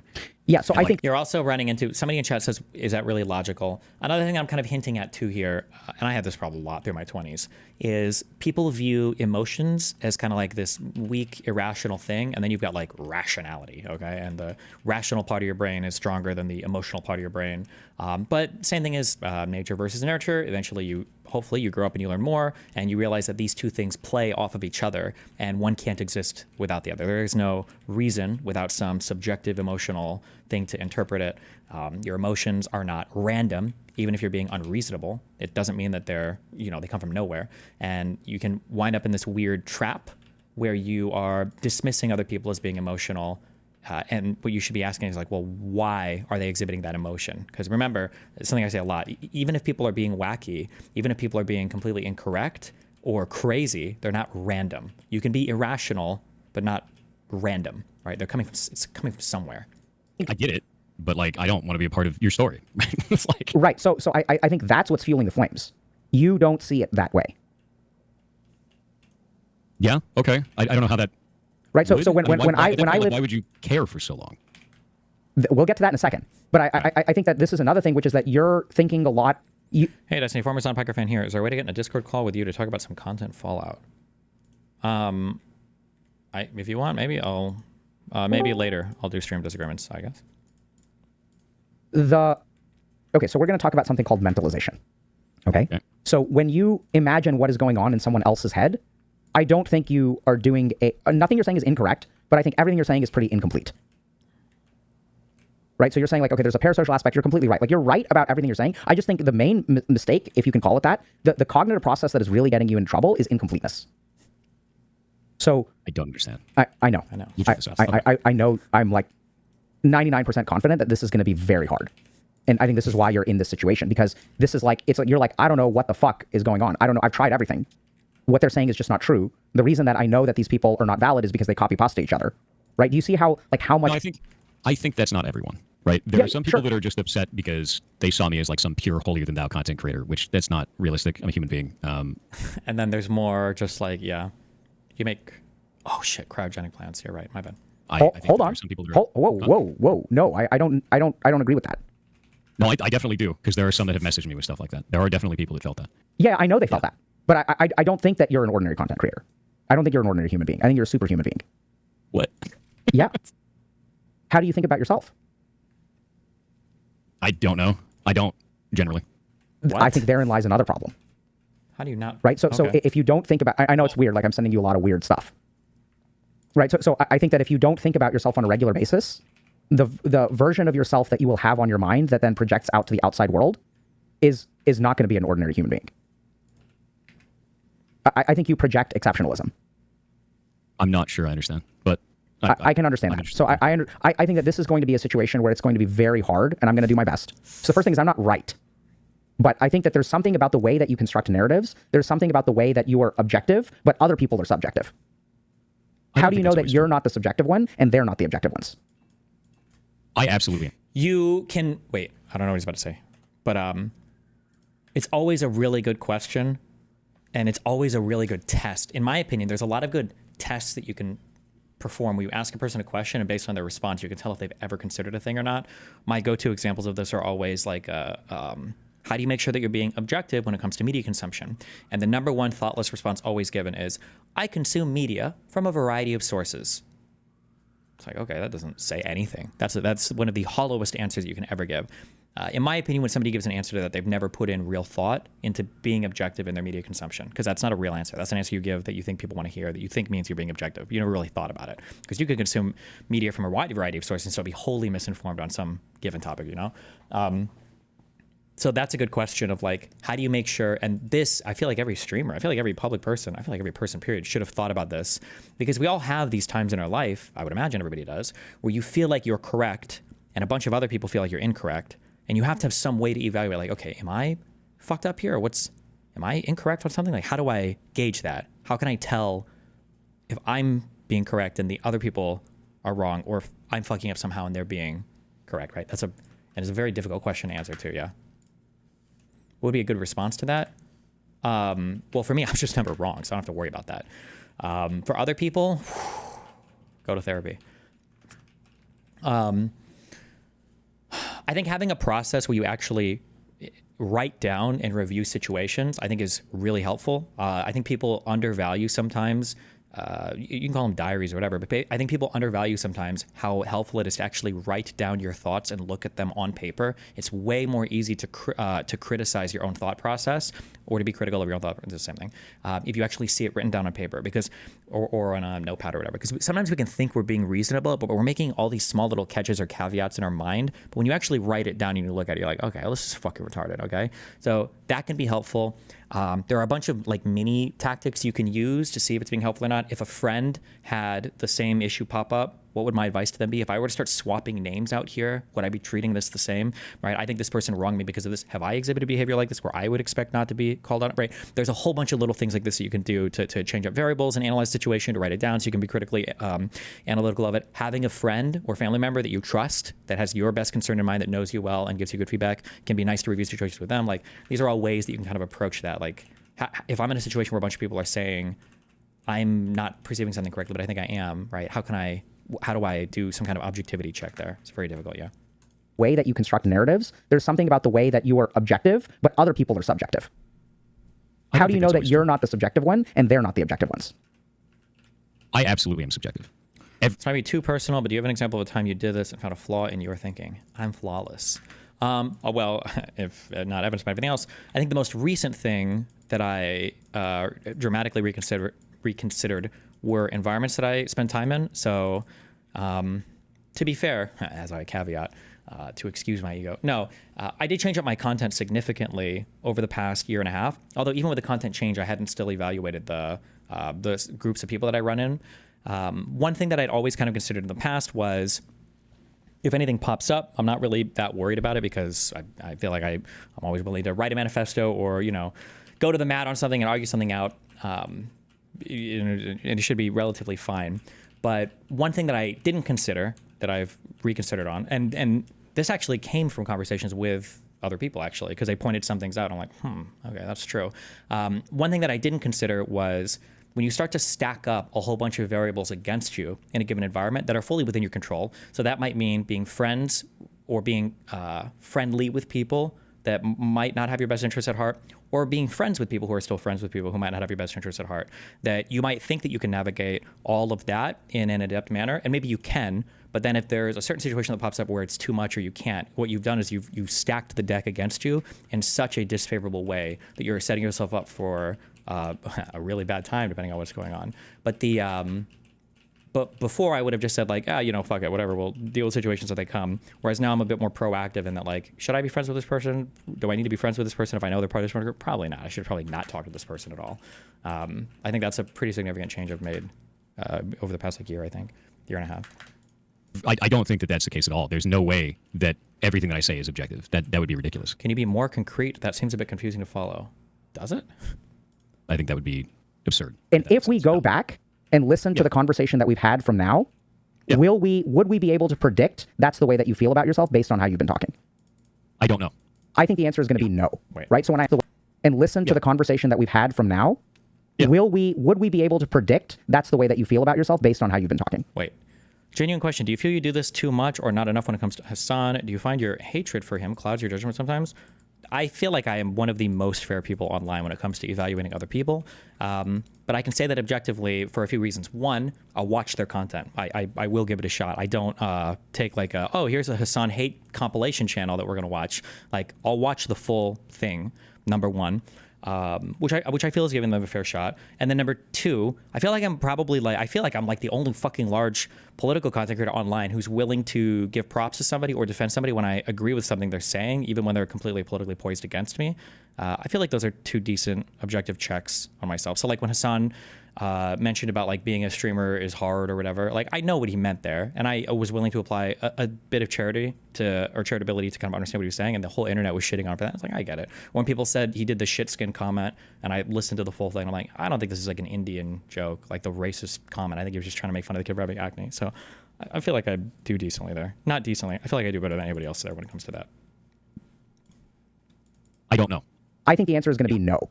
Right? So when I ask you, why do they feel this way? How do you know that they're wrong? You say, well, objectively, you rely on proof. And if you're dealing with people who are mature enough, then they understand that. But if they're people that are younger than you, that means that they don't, these young kids nowadays. Fuck. Okay, wait. How do you treat other people as also objective without just losing from a numbers perspective? If so many people disagree with you and you weigh them equally, all as people, won't you always be wrong, or shouldn't you always suspend judgment? So in my case as a content creator, this is very difficult because obviously if you're a content creator and you do politics, there's going to be a lot of people that disagree with you. So this is what I would say, and I've said it in the past. If you elicit a response from somebody, you just need to understand why, at the very least. You don't necessarily have to agree with them. So, like a lot of people might say I'm an asshole or I'm pro-genocide or whatever. I know that I'm not pro-genocide, but it's an error in thinking to say like, okay, a lot of people think I'm pro-genocide, but I know I'm not pro-genocide. They just think that because they're jelly haters and they're losers, right? It's like, well, hold on. What behavior do I exhibit that might contribute to that, right? I do say a lot of edgy things. I'm aware of that. A lot of it can be clipped and posted in other places. I am aware of that. And a disproportionate amount of the debates that I've had on Israel-Palestine are generally defending the Israeli perspective. I get that. And a lot of the people that I fight online also are pro-Palestinian people, right? So if somebody comes at me and they have that perspective, or there are a lot of people that have this perspective, even if I think that their perspective is incorrect, at least I can explain where it's coming from. I understand where it's coming from, because the understanding is important, because then I can decide, okay, well, what aspects of this do I want to change? Do I want to have more debates against Israel? Do I want to be, less hyperbolic in my language? Do I want to, right? And it could be at the end of the day, you just don't want to change anything, which is fine as well. It's just, the important part is just understanding where it comes from and not being totally clueless or just lying to yourself and saying like, well, I think everybody just believes this random thing because they're jelly haters and whatever, That you feel about yourself based on how you've been talking? I don't know. I think the answer is going to be no. Right? So when I ask you, why do they feel this way? How do you know that they're wrong? You say, well, objectively, you rely on proof. And if you're dealing with people who are mature enough, then they understand that. But if they're people that are younger than you, that means that they don't, these young kids nowadays are not proof oriented. There's parasocial. And the tricky thing about this is that you're not wrong. So I would agree with every single one of the statements that you made. But you're missing I think that this defense mechanism for that. 100%. A defense mechanism meaning what? No, it's a defense mechanism on my end. And the reason why I did that is because it's and he's still intellectualizing all of it. Yeah. Gone on too long.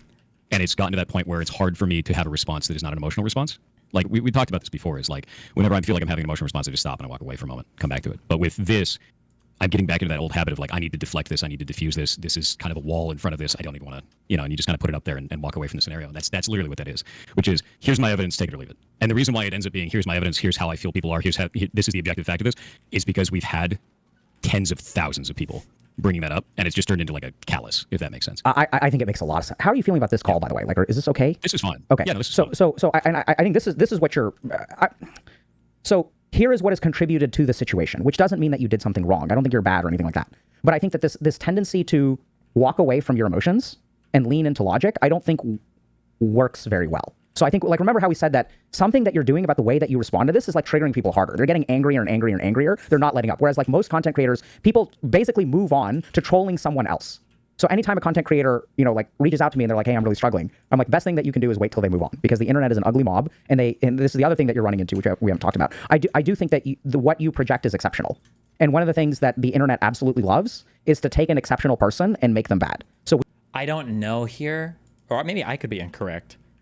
When Dr. K is saying you project exceptionalism, I think what Dr. K is getting at is that the projection is intentional. That's by design, not on accident.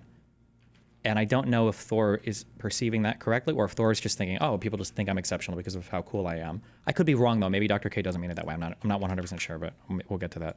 we love tearing down people who are good, and we love redemption arcs as human beings, right? There's like, this person thought they were the best thing since sliced bread, and we're going to fucking tear them down. I've been on the receiving end of that a lot.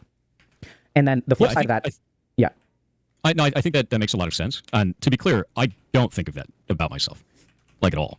Like And he thinks, it's interesting too, because he thinks that he doesn't, I don't know if he, it's so hard to know what he is lying to himself about, what he's lying to Dr. K about, or what he just fails to understand. I'm not sure. If somebody were to say, I'm smug and I project smugness, that's actually way better than somebody who says, I don't know how I project smugness. I don't even perceive myself as being like that, right? I say this a lot, okay? I personally, I'm pretty abrasive, not as much now that I'm older, but I'm pretty abrasive and I'm an asshole. And I totally understand if people don't like me because of that. I have a very abrasive personality, and I get that. And that's fair. If you don't, there are certain types of personalities that are just, fuck, this guy's too much, which is fair. I get it. I understand that. I think that, obviously, because I'm the one that is saying it that way, I think that's a fair way to assess your own abrasiveness. An unfair way to assess your own abrasiveness is some people just don't like me because I'm too honest. I'm too brutal. Everybody has that friend or sort of that person who's like, people just don't like me because I just tell it like it is, because I say the truth. And it's like, no, motherfucker. People don't like you because you're a snarky asshole, okay? If you don't even perceive why people perceive you in a certain way, that's very scary and that's very bad, I think. Constantly going over anything that I can do right, anything that I can do wrong. I remember all of my own mistakes and beat the shit out of myself for them whenever I do that, just like I feel like a lot of people do. I believe you do that for the stuff that you are aware of. Yes, you can't do it otherwise, right? Like how things that I'm aware of, for sure. 100%. So I think I don't think I'm better than other people. I do think that it's funny because you can that. There's a lot of people that brought that up, and it's like I never said that I was, but you'll see there's a number of people that are in there that are getting like banned for this shit right now. It's like they come in and they're like, "Did you know that he worked at Blizzard for 7 years?" Like, yeah, that was my career, and I'm proud of that. This seems super different, though. He isn't saying that he doesn't think he gives off an exceptional character, but he literally doesn't think he's exceptional. He knows he's exceptional. That's why he just brought up the Blizzard thing. Like, he said exceptional things about himself, and he should know why people perceive him that way. That's very scary or dangerous if you don't understand at all how people perceive you, especially as an online content creator. But really, as anybody, you should know how people perceive you. That are in there that are getting like banned for this shit right now. It's like they come in and they're like, "Did you know that he worked at Blizzard for 7 years?" Like, yeah, that was my career, and I'm proud of that. So of course I'm going to talk about that because it gives context to talk about other things around the games industry. Like, gives context. It doesn't give context. It does, but specifically the context that it really gives is authority. That's what you're conveying when you say that. I am an authority, subject matter expert on this or whatever, right? Like, I don't say that, oh, I went to music school just to let you know that I went to music school. Like I say, because when I say I went to music school, it's to explain I have a somewhat formal background on this, right? This is some kind of authority appeal, which isn't always fallacious, by the way. You can appeals to authority are not always bad. That's fine. Yeah. Which is what we do on the stream. Yeah. So I think sometimes the things that I talk about in regards to those types of things is misconstrued as arrogance or boasting, when in reality I'm just trying to give context. So that is like this would be a triggering statement. I would get triggered hearing somebody saying this, and I think most people would. Like, I'm not bragging, bro. I'm just trying to explain how much godlike experience I have in the industry, because you can also kind of test or probe at a person's, you have to be careful when you do this because you can go down bad roads, but you can try to figure out like if they're being earnest too by looking at what they're saying and looking at what they could have said otherwise, right? You said you worked for 7 years at Blizzard, one of the most respected gaming companies there was in the world. Why not just say like, oh, I have experience working in the games industry, or I used to be a developer for a major studio? Why not just say that? There's a reason why you give a time frame and a name. It's because you want to appeal to the prestige of working at that place. And the fact that you're not honest about that is troublesome. To those types of things is misconstrued as arrogance or boasting, when in reality I'm just trying to give context. So that is the problem right there. So I want you to listen to this phrase. Sure. This gets misconstrued as arrogance, but in reality it's this. Yeah. That is the most arrogant statement on the planet, bro. Like, tell me I'm wrong. Okay. I don't see it that way, but all right. Right? So, obviously you don't see it that way. You don't see it that way. You're wrong. No. Right? I'm right. So you're subjectively, you're thinking you have blind spots. You're wrong. like I'm objective and you're subjective. No, This is not the way it's perceived. This is really the way it is. I think that turns into, I guess, conversational PvP for the sake of it, if that makes sense. Absolutely. It absolutely turns into conversation. That's what you're doing. When I say I'm doing this for context? Yes. When you're saying other people get it wrong and here's the reality of it. Like, go back and like we can like rewind the stream and just listen to the structure of that your is me sentence. being that is me being adversarial against people that are trying to make it out like that is an arrogance thing, that it's a boasting thing, like I'm trying to push somebody else down. That is absolutely me being adversarial against that kind of speech. 100%. I'm not. I don't think it's so. So I think there's a construction in your speech and there's a theme. If we listen, I know it's kind of hard, but you do things that are objective, right? Yes. And subjective. I'm a human being. Which ones do you represent? Which ones do we hear when we hear you talk? I'm not sure I understand. Okay. So, for example, if we were to code statements as subjective or objective, okay? Okay. Like, so coding a subjective statement is, let's say, like, I'll just give you an example. You know, why are people getting mad at you? Or you said something about, you know, I rely on proof. So if I were to code that, it doesn't mean you don't. I know. Well, I feel like somebody could take it that way, but that's not. No. That's I'm not going there. So if we were to code that gets coded as objectively, right? That's an objective statement. Okay, sure. So here's a subjective statement. I feel like this is unfair. Okay. Have you said that at any point? Yes. Over this conversation? I feel like I have said that because I was talking about the response is not proportional. There we go. That's hold on. No. That's beautiful. That is the response is not proportional. That is not a statement of subjectivity. That is a statement of fact. Yeah. Okay. Do you understand how I'm coding it? I guess I could see that. I mean, like, that's me making an objective statement when I guess somebody else could say, no, it is proportional, you deserve this, sort of a thing. I guess the thing is I just don't agree with that stance, so I state it in the way that I do, right? With that. And I don't agree with it, so I state it as objective fact. The fact, damn, I think maybe he really does lack the self-awareness, because I think if you were, or maybe by definition, narcissists are self-aware. Because I was going to say, if you were self-aware enough, I think you would phrase this more, I don't want to say maliciously, but there's better ways that you could cover for yourself here, unless he truly just doesn't perceive it. But that's crazy that he just said that. I guess the thing is I just don't agree with that stance, so I state it in the way that I do, right? With that. And I don't know if that's wrong, though, because I feel like there's a limit that seems sane. And by sane, I mean correct, and like not... Absolutely, man. There's absolutely a limit that seems sane. Yeah, and I think it's going to be different for everybody. No. Whatever their version is. No, it's not. Because you didn't say there's a limit. It's because you use the word sane.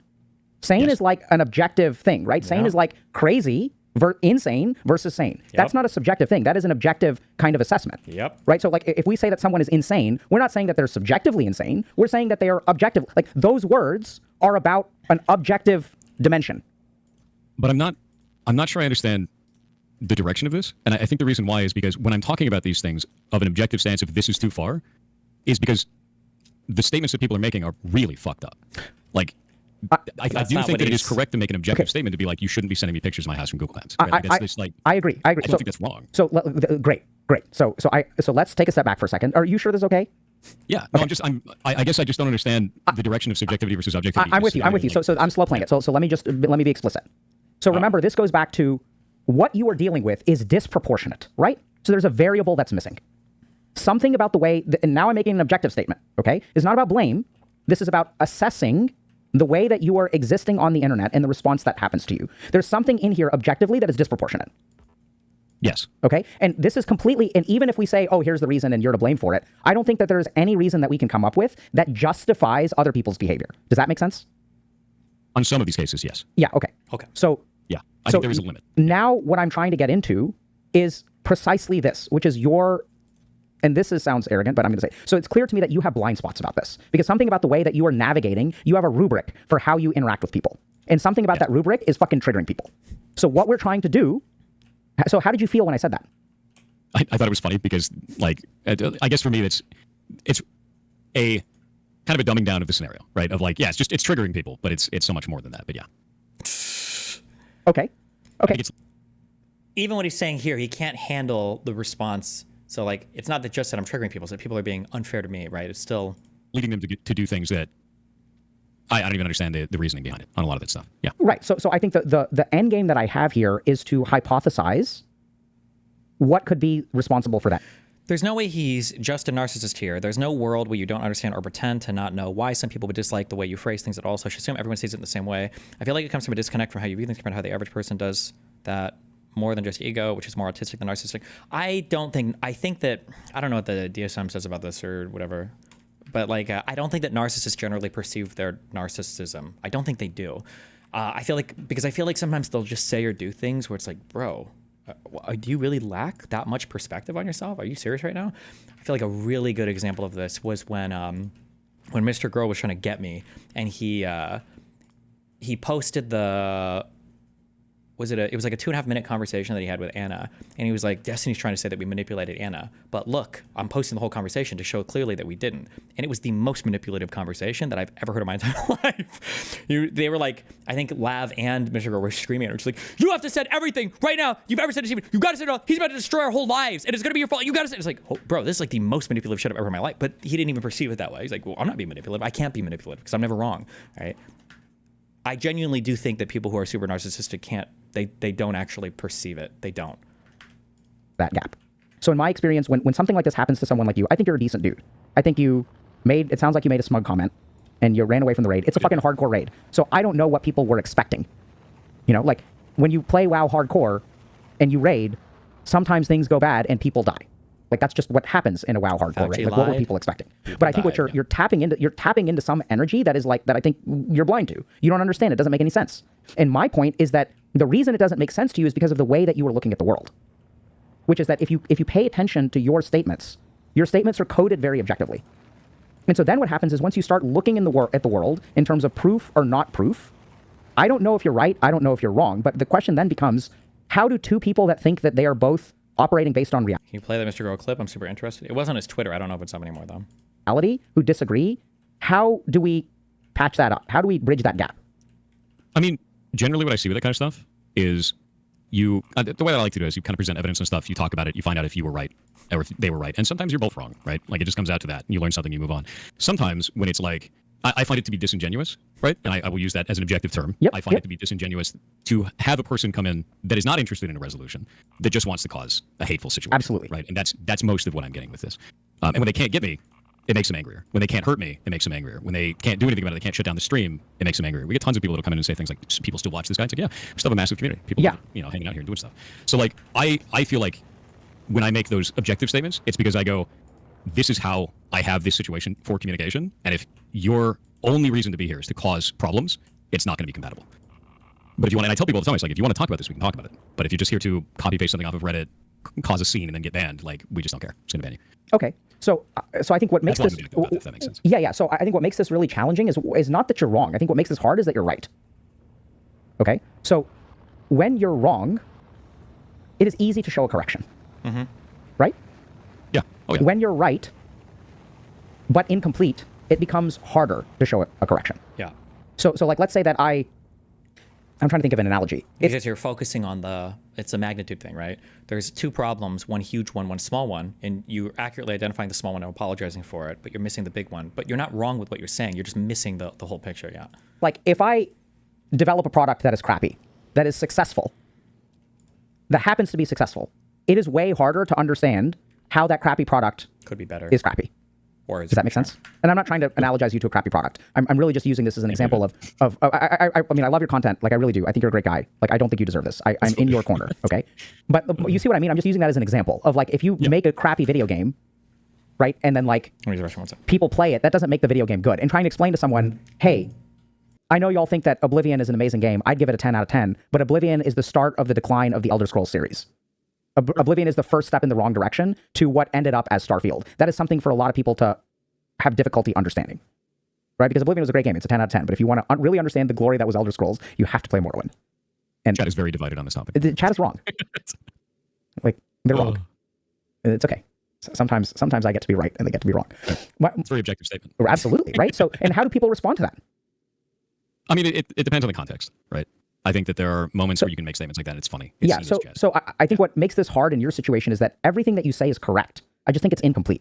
So what I'm basically getting a sense of is that you tend to, since you move away from some of this, like, emotional energy and you lean in. So the first thing that happens is once you suppress your, like, emotional circuitry, your emotions still influence your logic. Okay. I can see that. I think in times of deep stress, that gets more so. 100%. It gets very, very, very good, right? So it's not that the emotions stop. It's just that we start dissociating from them. Dissociation doesn't mean shut down. It means unaware.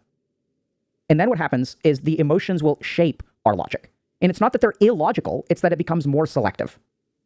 Sure, I can see that. That makes sense. And so I think what's going on is like the story that you tell me has what I would call missing reasons. So I know that's confusing. There's a great post about it that I think a therapist made many years ago. But sometimes when people tell stories and like bad things are happening to them, they are leaving out things that evoke the response of the other people. So when you tell a story that other people are just like crazy and it's the internet and it's parasocial and people are reacting, there's something missing there. I don't think you can evoke. I mean, it's very possible that you were just incredibly, incredibly unlucky. I don't think that that is a good attitude to I don't think take. it's good to script you. No, I think right? that So removes any chance of fixing that. Yeah. I suspect that there is something around your smugness. I suspect there is something around the way that you perceive yourself as ordinary, but you act anything but. Maybe even some degree of, because I don't think you're ordinary. Like, I don't think that's objectively correct. Like, I think you're exceptional. Like, if we look at human beings, I think you're exceptional. Like, if we look at the range of various things, you are not ordinary. If we look at the bell curve of content creators on Twitch, you are not ordinary. So I would say in terms of that maybe, but like I just feel like a normal dude. Yeah. I feel like a normal I hate it when people say this. dude that sits in a chair for 12 hours a day. I think that makes a lot of sense. Go back 34 seconds. Wait, why would I miss? The way that you perceive yourself as ordinary, but you act anything but. Maybe even some degree of, because I don't think you're ordinary. Like, I don't think that's objectively correct. Like, I think you're exceptional. Like, if we look at human beings, I think you're exceptional. Like, if we look at the range of various things, you are not ordinary. If we look at the bell curve of content creators on Twitch, you are not ordinary. So I would say in terms of that maybe, but like I just feel like a normal dude. Yeah. I feel like a normal dude that sits in a chair for 12 hours a day. I think that makes a lot of sense. I think there are parts of you that are, and it sounds like you sometimes push these away. I think there's a lot more there. So you said, you know, I feel like a normal dude. I think that makes sense. But I think there's a lot of feelings there about being a normal dude that maybe are not super conscious. Okay. Right? I'm not sure I understand, but I think that's kind of the point. Yeah. Yeah. So, and the challenge that I have is that I'm making statements that are unfalsifiable. Right? So if I say subconsciously, you don't think you're a normal dude, how can you ever disprove that?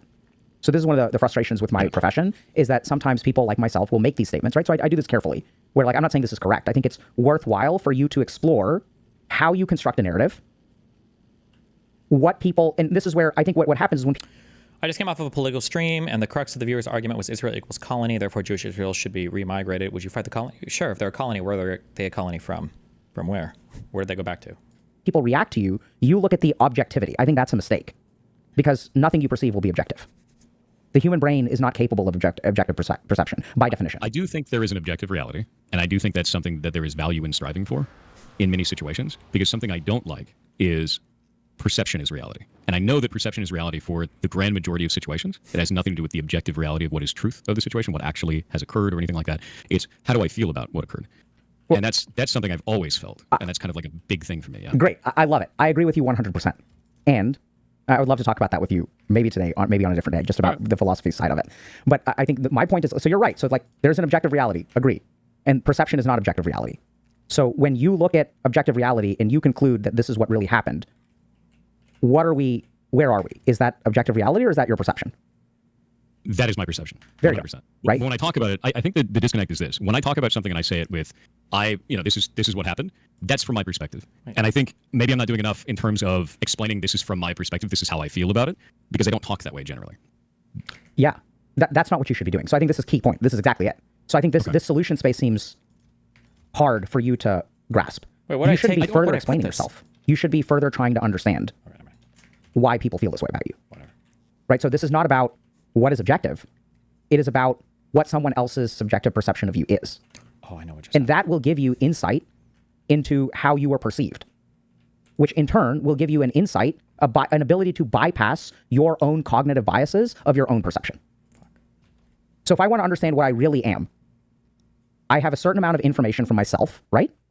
This is what I think I am. But then I have another very valuable piece of information, which is other people's perceptions of me. Now, this is where things get really hard, because if people are sending you death threats, it becomes very difficult to get a reasonable perception of who you are from a heavily biased individual. True. Right? Yes. It's impossible at that point. I Not get that. impossible. It's challenging. So not impossible, right? So this is where it's really interesting. But sometimes the people who hate you the most can still be very valuable information. Yeah, you just got to be so careful with that, though, because there's something they hate. It's just on you to figure out what it is or why you're eliciting that response, right? About how you exist in the world. I agree with that. No, I Right? super agree with that. And the classic example of this is like in a relationship where there is one person who is narcissistic. So anytime we're dealing with narcissism, it becomes really hard for that person, like this person will perceive other people as hating them. I think I'm not saying you're narcissistic or anything like that. And I think that there's a difference between a narcissistic family member who believes that I lost weight to make them look bad. There's a huge objective gap. What? Yeah, so I lost weight. So I feel insecure about, person A feels insecure about their weight. Person B loses weight. Person A gets mad at person B for losing weight so that it makes them look bad. That shit happens. I think That's weird as shit. It's a wide gap between death threats that you're receiving, which I really do hope stop. Yeah. But my point is that I think the mistake you're making is that you say, I'm smug, and then you go into all of these other issues, whereas I think you're really downplaying, whether consciously or unconsciously or whatever. Maybe it's even objectively correct. I don't know. All I know is that when you do that, people are not going to be happy with it. And when they respond to you, we're not talking about right or wrong here. We're talking about efficacy or not efficacy. Trying to understand where they're coming from with their complaints, as opposed to, so basically steel manning their argument instead of straw manning their argument. Okay. No, I mean, Right? I think the thing is that that's what I tried to do in the beginning. And I have not done that since. I think I stopped doing that about 30 days in. I tried to sit down and talk to people about it. I tried to ask people like, hey, why are you saying that? And each time that I tried to do that, like I said, the callus kind of built up. It would end in just screaming the same thing over again. Taking like one clip from a debate and trying to say that like, oh, this is indicative of his entire position. This is such a stupid way to frame things. When you make so many unhinged fucking comments like Hassan does, and you try to find a way to explain all of them. The Arabs created 1 million Zionists because they're anti-Semitic. 900,000 Jews, approximately 700 to 900,000, were forced to become Zionists, not by choice, but because they were forced out. The vast majority went to the fucking Arabs. The Arabs, the anti-Semitic Arabs. There you go. What? No, you're too fucking delusional to realize what kind of racist nonsense. Like, he's not even really saying, oh, fuck, because I didn't actually even hear this. He's not even saying, like, fucking Arabs. It's a response to, like, who even did this? And he's like, the fucking Arabs! The people he was just talking about. It wasn't like those fucking Arabs. They're not even really showing the correct implication for this. But, like, oh my God, it's so cringe. If Hassan kept saying fucking Jews, how many times did he say that? Like, if somebody were to say, Arabs were really mad because by 1940, basically all of them had been destroyed by the British occupiers in mandatory Palestine, and then the fucking Jews, kept coming in and displacing Arabs, and they were getting really upset that they weren't going to have a fucking country anymore. And then somebody was like, "What do you mean? Wait, who is displacing them?" They're like, "The fucking Jews. We're displacing all the Arabs." That's not like fucking Jews. That's not. I don't even know how to explain this like linguistically, but that's not the same type of thing there, right? Like. But okay, we can pretend it is. So cringe. Until they get banned. And I haven't been able to get like a valid, real conversation out of it. I think the biggest thing is that I've only been able to receive really polarized responses. I either get people from our community, they're like, no, you're the best. You didn't do anything wrong, which is not true. Like, obviously, I screwed up in the dungeon, right? Like, that's obvious. And I was smug about it. Screwed up in the dungeon. Right? And then there's the other side of it, which is you're a piece of shit and you deserve to die. And I'm like, dude, these are so polarized. What am I supposed to get? Yeah, so the solution that I am suggesting works with humans. I don't know if it works on the internet. That's a very different thing, right? No, absolutely. Right? So Yeah, in the real world, when someone gets mad at you, like, I want y'all to think about if people behaved in the real world the way they do on the internet, shit would be crazy. That's actually already started happening. So this has spilled over into people interacting with me that way in real life. Yeah. So, and I mean, that's like, even like expletive emphasis versus actual vitriol. It's not that. It's like saying, like, he's not saying like fucking Arabs as in like the fucking Arabs. He's saying like, no shit, the Arabs, or hello, the Arabs, or like the fucking Arabs. Like, that's the use of the word there. Not like those fucking Arabs did it, Jesus. So like this has spilled over into people interacting with me that way in real life. Yeah. So, and I mean, that's like, even if someone does something, I don't know what Thor did to hurt y'all, but I don't think he did very much objectively. Maybe I'm wrong. I don't know. Like, so that's where, like, even when I say that, the way that I attach a statement to it, maybe I'm missing something, right? But my understanding of the situation is that you were kind of an ass about something involving a WoW raid. And then my guess is that you were kind of an ass with the way that you responded to it. because you're really Yeah. good at being an ass, like in a way Yes. that I really appreciate. But you're an ass.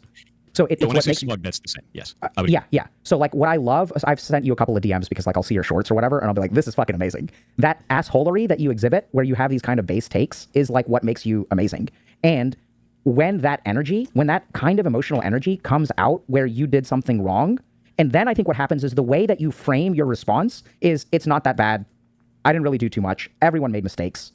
This is how this is one thing I say a lot when people are like, oh, do you, like, if somebody says like, you know, does an average person like your content, or how do people feel about your content? One of the things I always say is that like, if you agree with what I'm saying, my content is like based and awesome and king shit and it's the best thing ever. But like if I'm saying something you disagree with, woo, all of that self-righteousness and the, you know, the epicness becomes like the most arrogant, stupid, dipshit, smug fucking thing in the history of the universe. Like, it's like you'll say you make a mistake, but that's not what comes across, right? So if you and I have a fight, right? So I feel like I'm being direct, and other people feel like I'm being evasive. 100%. Okay. So I want you to think about this for a second. I've always had problems with that. I can tell. 100% communication failure in me. I can tell 100%. See, that's the thing. I couldn't have this conversation with anyone else because it was just polarized and obnoxious every time I tried to have that conversation. And yeah, no, I get that. So, I've had issues with that my entire life because it's hard for me to be like, if I say something, I go, hey, here's the thing, and they go, oh, he's hiding something, and I'm like, but how else can I say this? Yes. And that's, yeah. So I think that's huge. So now I'm going to ask you a question. Yeah.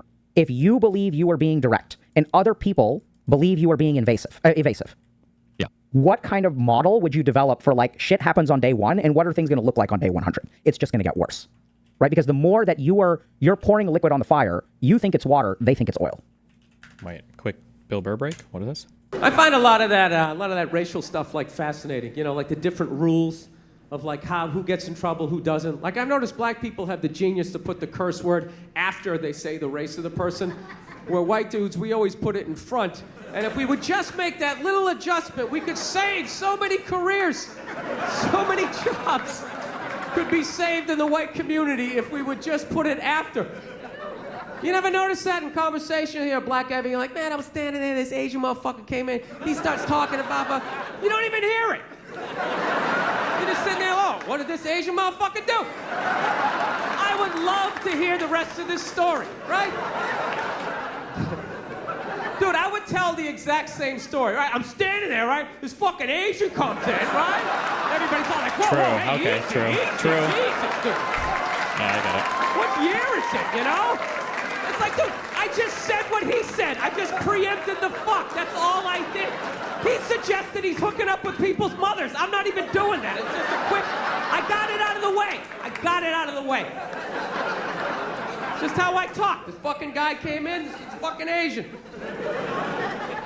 Dude, are you wearing sandals? Jesus Christ. And things are just that's why I tried. That's why I tried all those different like things along the way of like, hey, we'll talk about this, we'll do this kind of a thing. You know, try to communicate this in some other way, and I feel like I ran out of options. Jesus. Yeah. So I really do, and maybe it's like me giving you the benefit of the doubt, and this will trigger people as well. I think you've done the best that you know how to do. I think you've done a really good job in managing this really shitty situation. I feel like it, but I don't know if that's true, right? Like I don't know. So I think what's true is, I think most human beings do the best that they know how to do.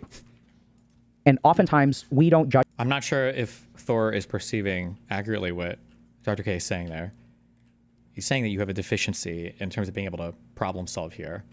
That's what he's saying. People based on what they're capable of. We judge people based on what they do. True. So like when someone is hurtful to me, like I'll give you, I know it's kind of a weird abstract sentence. So when I'm in the emergency room, someone is high on crystal meth and calling me an ass fucker or whatever. Jesus. Sorry, maybe that's too much. That's fine. I've heard it. That's medicine. Okay. Right? Yeah. So when they say things like that, like the objective impact of those words is like, that's what they're doing, right? That's hurtful.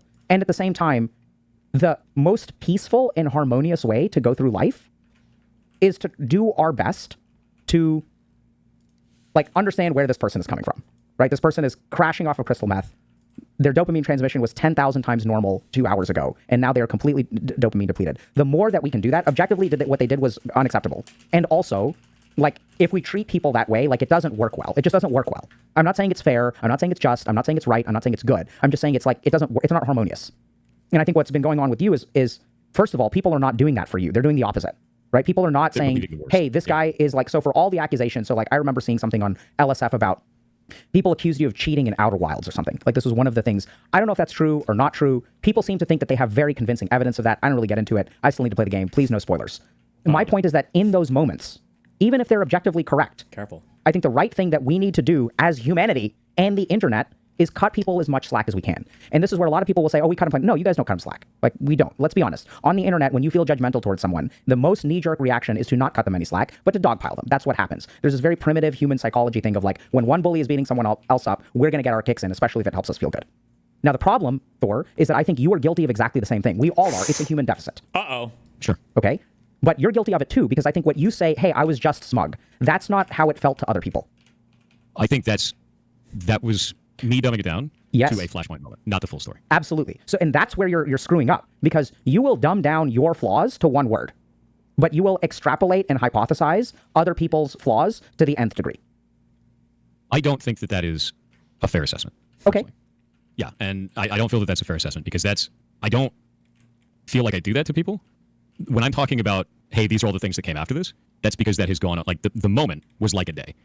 The attacks for that have been 100 days. Okay. So there's so much more content to talk about in terms of how much negativity there has been. I rescind my statement. Uh-oh. Yeah. So I accept that there is, okay, so here's how I would modify it. Okay. So I think you're right. I take that back and I apologize. Yeah. No, and I think the perception from my end is still the same. Okay. Right? So we heard a long story from you. Even if it's congruent with reality, one word of what you did wrong, smug, and then 99 words of what other people did wrong. Even if it's correct, I'll agree that it's correct. My point is that when a human being shows up and says, I did one tiny thing wrong and everyone else did 99 things wrong, the reception that they're going to receive is not going to be pleasant. The thing is I don't know if that's always the case. It's not always the case. Because what I found more often than not is I'm trying to give context of, like, here's all the stuff that happened from my perspective. This is the response the person has from it. At this point, it's because it's so exhausting. It's like, take it or leave it. It's like, here we go. Have the thing. You're right. You're 100% right that it is. So I think the big difference is who the person is. Yeah, I can see that. If you were a human being who was physically assaulted on the street, you could say, here's the one thing I did wrong. Here are the 99 things they did wrong, and everyone would be on your side. You, however, have some combination of luck or the way that you interact with people, which you kind of said, like, you struggled with this. So I see that this is like, it's like a difficulty with mentalizing is what we call it. I don't know what mentalizing means. Mentalizing is the ability to understand other people's thought processes and internal experience. Now, I know this seems confusing to you because you are really good at cognitive calculation of those things. But there's a big difference between understanding their internal experience and calculating their internal experience. Okay.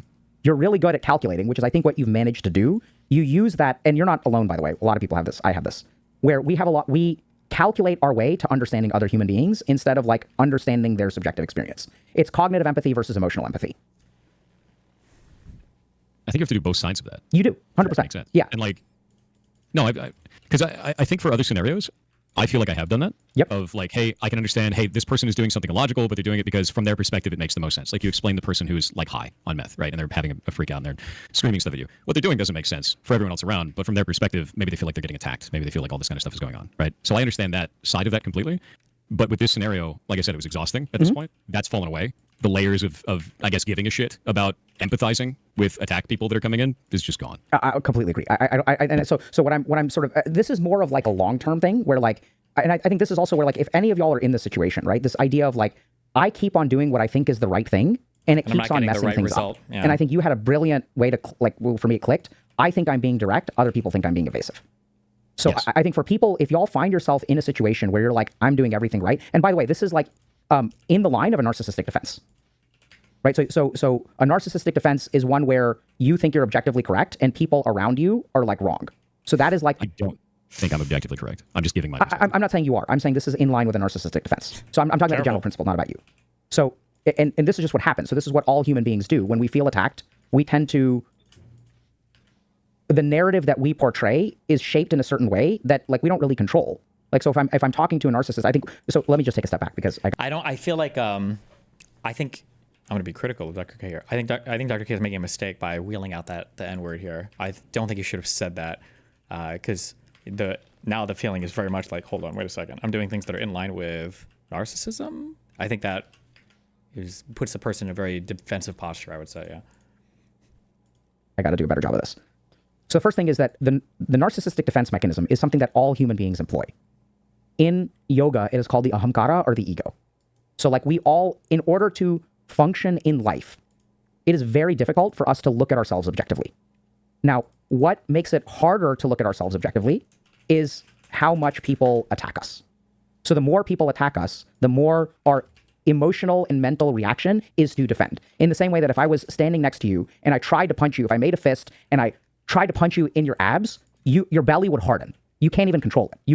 You would have no choice but to harden your abdominal muscles as I tried to punch you in the stomach. In the same way, have some, but yes. In the same way, when we are attacked by someone, and this is true of all streamers because we get attacked a lot, our narcissistic defense must compensate. For every action, there is an equal and opposite reaction. I'm not calling you a raging narcissist. Please, no one take that away. Okay? Oh, they will. I know they will, and that's why I'm going to call attention to it. But this is something that if they're calling attention to it, they're missing the point. If anyone is listening to this conversation and still thinking this is about how Thor is a bad guy, y'all are fucking missing the point of this conversation. What you are going through, Thor, is something that every human being on the planet will go through in some form. Every human being on the planet will do something where they make a mistake, and a lot of other people, and y'all, like, you guys tell me if I'm wrong, chat. Have you ever been in a situation where a lot of people made mistakes, including you? And then you owned up to your part, but people dogpiled on you anyway. And when they dogpile on you anyway, you did something stupid. Not us. We never make mistakes here, chat. You behaved like Thor did, and you defended yourself. And you said, hey, objectively, here's what I think happened. Here's my perspective. And the more you tried to defend yourself, the more angry people got with you. I would be stunned if this has not happened to every person in chat at some point in their lives. And so what we're talking about now is this cycle. This idea that, okay, I'm objective, other people are subjective. Because I absolutely think you have that bias, by the way. We all do. But like, I think it's very prevalent in the way that you talk. The really tricky thing there, and I have to acknowledge this, is it's not clear whether that is actually what's in your head or that is just the way it comes across. Because it absolutely comes across that way. So when I said you owned up to this one thing, and then you talked about all this other bad stuff that happened to you, and you're like, objectively, I disagree. I did this one thing, and I literally have 50,000 people. And I was like, okay, you know what? You're right. But even though you're right, what people are going to hear, their limbic circuits of the brain, are going to hear, yeah, I was smug and all this shit happened to me and it's not my fault. That's what people are going to hear. And when people hear that... Dude, that's weird for me.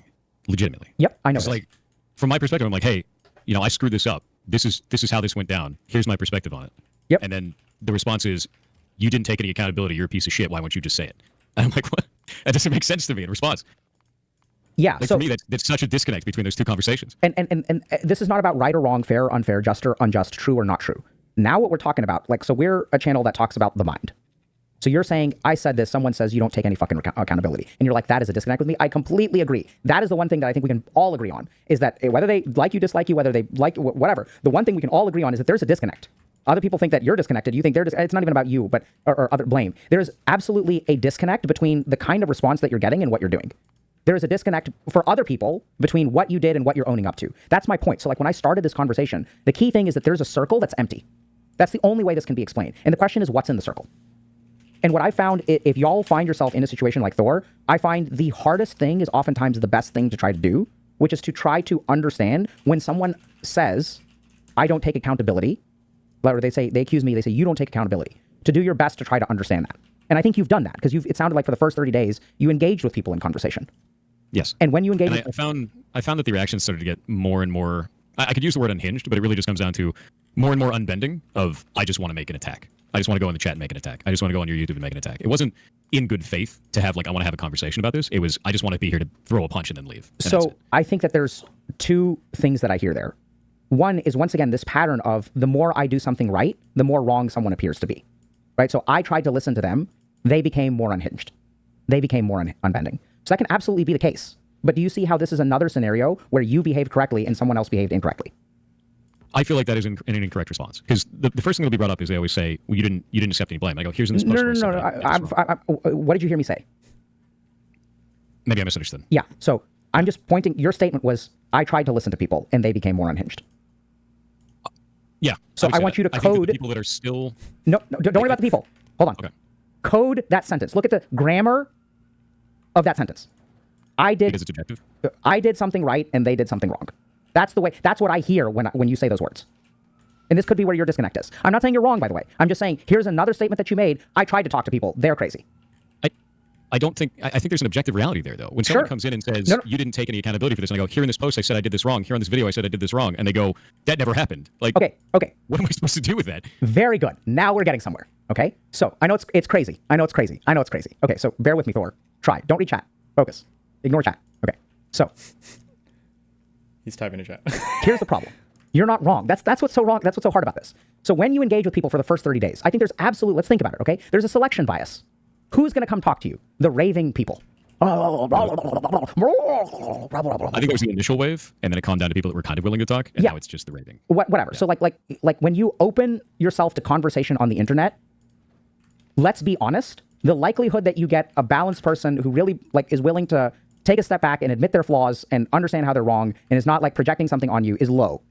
That's not what the intention of me talking about it was when I was engaging in those conversations. The way that I feel about that a lot of the times, you're not going to get through to the person who's angry on the internet. Okay. You generally won't. They're not going to sit down and have a valid conversation with you. They're not interested in resolving that. Most of the time, that person doesn't care, I find. Mm-hmm. With that in mind, if you don't say anything, I feel that on the internet today, if you do not say a thing in defense of yourself at all, everyone believes the only voice in the room, which is the one that's negative. Okay. And that's exactly what happened. So I put out a video about all this kind of stuff, Yes. released that, and immediately everyone was like, oh shit, maybe this is too far.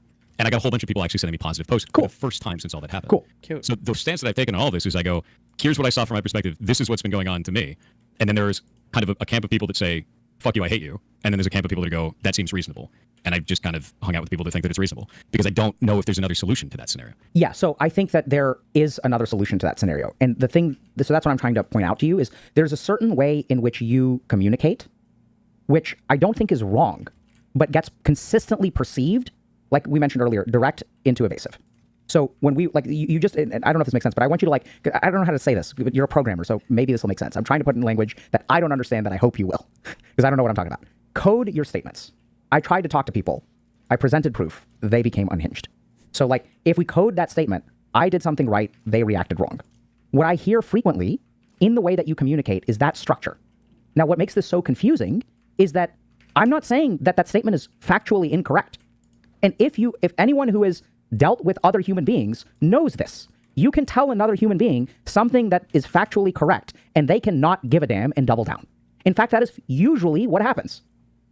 So what I'm sort of getting is like, this is the disconnect.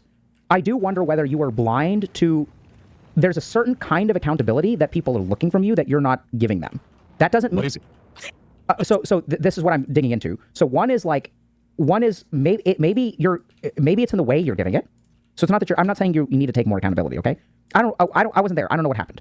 But my point is that when I see this pattern and it could be just like, it's like a perceptual thing because the way that you're talking is making people more upset, which doesn't mean that you're wrong. It's just like the way that I'm communicating is ineffective at resolving this issue. So a simple thing, and I'm not saying that you should do this, but I'm curious about this, is I've noticed that you tend to be incomplete. I've noticed that you tend to be complete with your answers. So when I look at that X thread, right, you try really hard and you do a great job. You're like, here's what happened, here's what happened, here's what happened, here's what happened, here's what happened. Have you ever tried to be incomplete with the smugness? Just talk about the smugness. If I try to be incomplete with it? Incomplete with the whole story and just focus on the smugness. What does that mean? Let me not give any context whatsoever? Yeah. Let's say yes to that. I think that's a bit of hyperbole, but just an emotional response? No, just say, hey guys. So basically, when you tell the narrative, you start with like, I made a mistake, everyone made mistakes, I was smug. And then there's a lot that comes after that. How would you feel about just ending it after that first paragraph? I hate that. Okay. I have like an immediate, emotionally angry response. Dr. Cam maybe is honing in on something better than how I would view this, but I feel like the issue here, or maybe we're kind of like approaching the same thing from different angles. The issue here, the reason why he doesn't like that is because it's very hard to admit a mistake or apologize for something without providing some rationale because you want to justify what you did, and it helps to absolve you of some of the guilt of the apology. Like, there's a big difference between, listen, I'm sorry I was an asshole to you yesterday. You were just bugging me so fucking much, it was driving me crazy. That feels a lot different to a person than just saying, listen, I'm sorry I was an asshole to you yesterday. Those two statements are worlds apart, and people don't always know that, they don't perceive that themselves if they're the ones making the apology. But if you start to justify whatever behavior it is, or give even an explanation for whatever behavior you're exhibiting, if you start to explain that behavior after an apology, the apology basically is defunct. It will never feel like an apology to a person. Now it just feels like you're, I don't even know what it feels like. Just like you're just like continue to argue basically. Response against that Very good. because it feels like idiocracy. Okay. It feels like that's too long, didn't read. I don't need all those words when few words do gooder. I hate that shit. Like I super hate that kind of communication of like there's a lot of people who say like, oh, you should just say my bad, guys. No, that does not in any way explain a situation. That doesn't tell you any information that is real. It is hand waving for the like hand waving doesn't explain, right? He's not looking to explain. He's looking to absolve. That's why he has to have the rest of it there. I don't know if he's like perceiving this about himself or not. I'm not sure. masses in a way that is disingenuous to what happened and disingenuous to the people that are involved. I feel like to do that would be just me lying for the sake of lying so that people would fuck off. I really hate that.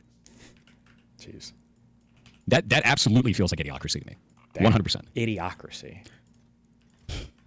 Damn. I don't like doing hand-waving gestures for the sake of hand-waving gestures. Damn. I don't like that at all. Damn. And I don't know if that's a wrong thing to feel, but that feels fucked up to me. No, Damn. I think I it's could do great. that. I could go on the internet and just be like, oh yeah, my bad, guys. But like, that's not real. It doesn't make sense. I think that's great. So I think what I liked about that response, my hope, so we're not here to like rehab your PR, right? We're just here to have a conversation. And at the same time, over the last 2 hours, there's something about the way that I hear you talk that rubs me the wrong way. There's something about the way that you talk that seems... The thing that is wrong is that despite the fact that he's using all of the correct words, it seems, and that on paper, if we were to semantically parse all of the statements, it feels like we've hit all the correct points. But at the end of all of this, the emotional feeling we're left with is it really doesn't feel like you're sorry about anything. It really doesn't feel like you think you even did anything that wrong. That's the feeling you get. And the reason why is because of what I said earlier. It's because there's always an explanation. There's always an absolution. There's always some way to justify kind of what he did, but then apologize. He's basically saying like, listen, my response wasn't perfect, but what do you expect? I'm human, you know? That's like every explanation basically comes down to that in more words. dismissive. So I'll tell you where that... No, I agree with that. Right? So it's like, I made a mistake, we all made mistakes. Yeah. Oh, yeah. Okay. Right? So there's something about your sentence construction. It's like, oh yeah, Thor, I'm sorry I cheated on you, bro. I really do love you. You know, we both have flaws in this marriage. Yeah. Like, do you see what that... We're not married, but you see what I mean? Now that you've cheated on me. Yeah. so there's something, and I don't think, and this is what's so tricky, is like, I don't think you're wrong. Like, I don't, and what we got The way from that I you... feel about it Yeah. is that I don't even know if the word, it doesn't feel like a lie. It feels like... Appeasement. It feels like appeasement for the sake of appeasement. Yeah. It feels like they're asking for something that they know is not real, and I'd be giving them something that we both know is not real for the sake of giving something that's not real so that they stop being mad about something that doesn't make sense to me. This is the thing that is like the intellectualizing, that's not understanding the subjective or emotional component at all to speech, I guess, or to the interaction. Like when you say, I feel like I'm giving them something that isn't real, well, they know that you think you had some kind of justification for how you acted. Otherwise, you wouldn't act that way, right? There must be, obviously. Everybody already knows that. What they're looking for is... Or actually, no. What I just said was true, but they're actually perceiving you correctly. You're just frustrated that they're not perceiving what you want them to perceive. You want them to perceive an apology, but you're transmitting a justification. They're receiving a justification, and they're asking for an apology. But all you're doing is justifying and trying to absolve yourself. That's what you're doing over and over again. And you're frustrated that that's what they're getting. But that's what you are doing, right? Yeah. So I think I think the key thing there is I was trying to figure out what won me over when you said that. And I'd be super curious if like how chat... Wait, hold on, sorry. It feels like they're asking for something that they know is not real, and I'd be giving them something that we both know is not real for the sake of giving something that's not real so that they stop being mad about something that doesn't make sense to me. Yeah. So I think I think the key thing there is I was trying to figure out what won me over when you said that. And I'd be super curious if like how chat reacts to that as well. I'm not looking. I don't think you should, but because I think that that's what people are missing from you is like when you, and this is what I think makes you great, is when you actually, your best content is not when you're logical. Your best content is when you're emotional. And the logic supports it. Like there's logic there. But you're like, look, I'm not willing to do that. Could I do that? Absolutely. I just don't think that's right. Yeah. I think that this is like a stupid fucking appeasement world. I'm not going to be like all of the other streamers who post bullshit apology videos for the sake of appeasement and virtue signaling. I think that I kind of fucked up. I'm not done. This is a fucking hardcore WoW. People die in hardcore WoW. Wait. Not to be actually, of course, there can be times where you can be sorry for being mad, and it's justifiable to explain on why one got mad, but how often would you say it's better to just say sorry without explaining versus sorry with an explanation? Okay, so the hyper-technical truth is it's not wrong to provide an explanation or to justify what you did. When you're apologizing for something, what people are actually looking for, whether they realize it or not, is they're looking to make sure that the internal model they have of you is correct, that you're a good person they want to be around, and that what you did was a mistake and won't happen again. Because if it wasn't a mistake and it can happen over and over again, then their model of you is incorrect and they'll view you differently and they won't be around you. So if you want to apologize, but you also want to explain your actions, the explanation has to be such that you're aware that what happened wasn't acceptable and it won't happen again. So for instance, okay, let's say that you say, let's say you get home from work and you snap at your girlfriend, wife, husband, boyfriend. You get home, you're like, fucking don't talk to me, you fucking cunt. Get the fuck out of my face. I want to play some League, right? Let's say that you do that. Okay, you get into a fight over it. And then that night, okay? So there's like 3 kind of apologies. You could say, so the standard good apology, I guess, would be like, hey, listen, I snapped at you earlier. That wasn't fair. It wasn't right. I'm sorry for that, okay? So you explain what you did wrong. You said you won't do it again. You apologize for it, okay? Sure, that's a standard decent apology. The bad apology, okay, would be the Thor one where you go, listen, earlier when I came home, I snapped at you. I just came home from work. I was really tired. You got right in my face. Like it was just like after dealing with my boss all day, after dealing with employees all day, like I come home and the first thing I have is like you confronting me and shit. And like, yeah, I snapped and I shouldn't have. I'm sorry. That's not an apology. You fully justified your actions, right? But what's happened in the other person's mind is like, okay, well, so this is going to happen again, right? Because you basically feel completely justified in what you did. So fuck me, I guess, right? And the takeaway, the shortcut takeaway, the simple takeaway is like, well, just don't explain, just apologize, right? But technically the explanation is not necessarily bad, but then you have to go to like the next level of apologizing, which requires a whole bunch of awareness of what's going on. So you could say, so the third level apology, I guess, if you want to explain as well or justify your behavior or whatever as well, could be like, hey, listen, earlier I snapped at you. I deal with a lot of stress at work, and sometimes I come home and when you start talking to me too, like it's also like really stressful. Like I snapped at you, it wasn't okay. This scenario doesn't work. We have to figure out a way to avoid this thing happening in the future. So I don't know if maybe I need to take a 20-minute walk after work to cool off so that when I come home, I'm not already like stressed out, or if there's some way that I can communicate to you better, right? You have to acknowledge or identify, even though you are giving an explanation for your behavior, how can you short circuit that explanation so that it doesn't crop up over and over and over again in the future? Like that can be a way to deal with it too. Arguably that's better than the simple apology because it shows much more understanding of like where the problem is coming from and then how to avoid it happening again in the future. But yeah, so all that to say, it's not necessarily wrong to explain why you did what you did, but there's an explanation that you give that's like a medical diagnosis where you're explaining a thing to diagnose a problem, ideally to fix it.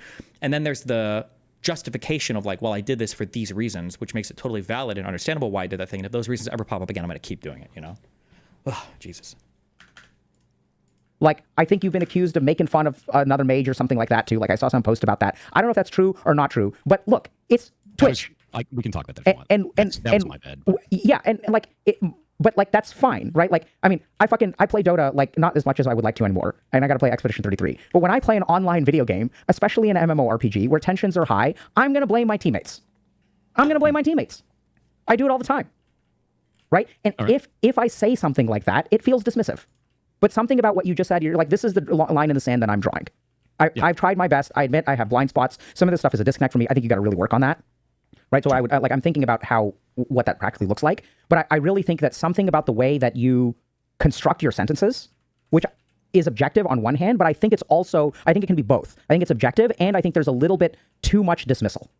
It feels that way when I listen to you. So when I'm talking about this kind of stuff, what I'm trying to get across is this seems like the most realistic scenario. This is what I saw from my side. It's not me trying to cast blame away from myself. It's going, no, we all fucked up. That's the reality of the situation. We all fucked up. And I think what people want is they want me to go, no, it's my bad. But my bad is a lie. So sure. I don't want to do that because it feels like I'm being asked to give bullshit for the sake of giving bullshit so that other people can be like, oh, I love this bullshit. We're cool now because we both realize that we both bullshitted each other in this situation. It's not real. None of that is real. It's hand wavy. I'm with you. I'm with you 100%. Now I'm going to ask you a question that please don't clip this out of context. Or if someone clips this out of context, please add someone post underneath with a reply this portion, okay? So you say you do your best to look at it objectively and you conclude this is bullshit. And I'm not saying you're wrong, okay? So I look at it objectively based on my subjective experience. Yes. So let's assume for a moment that you are a narcissist. Okay. That's going to get clipped. I know. But it's like, I think this is really where the money is. And this is not just about you. This is about everybody, myself included. I run this exercise with myself all the time. If a narcissist goes through the process that you go through they will end up in the same place that you end up. Which is likely why people make the accusation. I didn't know they did that, but yes. Yeah. Okay. So like that's the problem that you're dealing with. And it's See, not, I don't know that. Huh? That's the thing. For me, I didn't know that. Yes. I know. Because you're right. So well, think about that. Right. obviously, Like 'cause that's the problem. And this is the problem. Like I don't know if this makes like that's the problem. Is that if I listen to you, are you someone who is objective, who has done like all the like is your representation thorough and objective, or is this the construction of a narcissistic mind that's just defending itself and things like that? The problem that leads into is that goes down to, are you willing to have a conversation with me? Or do you just want to believe the narrative that you already want to believe? Not really. Agree 100%. Well, that, okay. and that's why you're fucked, bro. Because the internet is not interested in having like 90% of the internet is not interested in having conversations. And you will see this all the time on take any political subreddit or any political streamer, and you'll see that people are not. The reason why I disagree with this is because, and I don't want to say he's a narcissist because I don't know him well enough, but the reason why I just don't agree with this is because sometimes people who fall into this mindset, maybe Thor isn't or whatever, but sometimes people that fall into this mindset have this assumption that like, if I can just explain enough, you'll always agree with me. If you don't agree with me, it's just because I haven't explained enough. Just give me another chance to argue it again and I can get you on my side, you know? And I think that's a really dangerous mindset to be in. Not interested in having conversations. And I do think there's a lot of weird stuff going on with you too, but like, that's like parasocial and stuff like that. The thing though, legitimately, dude, is we built up a community of specifically people that have conversations about things. That's why, after all of this, we're still sitting at like 6,000 to 10,000 people on a daily basis. That doesn't happen in a situation that is, like, I meticulously made sure that we had a community where we could talk about stuff on a logical basis and try to work things out outside of that. And I've been pushing that on this channel for 8 years. And I don't think I'd have a community if I built one that was based on instant emotional reaction. Because they'd just be like, oh, he's a piece of shit. You know, yeah, so there are absolutely communities like that.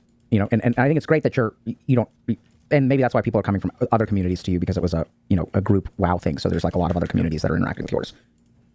The thing that I would encourage you to do, and this is for everyone, I do this on a daily basis, is assume for a moment that you're a narcissist. And think about... I think his viewership did take, a really big tumble, right? Like, I think he had, like 10K plus average viewers, and I think it's dropped, is it below 5K? He actually schismed a huge portion of his community, I think. If I'm narcissistic, what would I be missing? Right? Like, even, so I'm trying to think of a...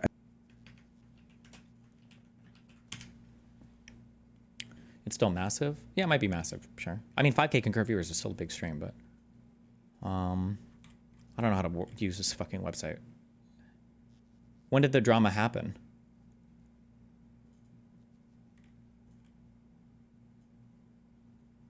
Oh, wait, this goes years back. Jesus.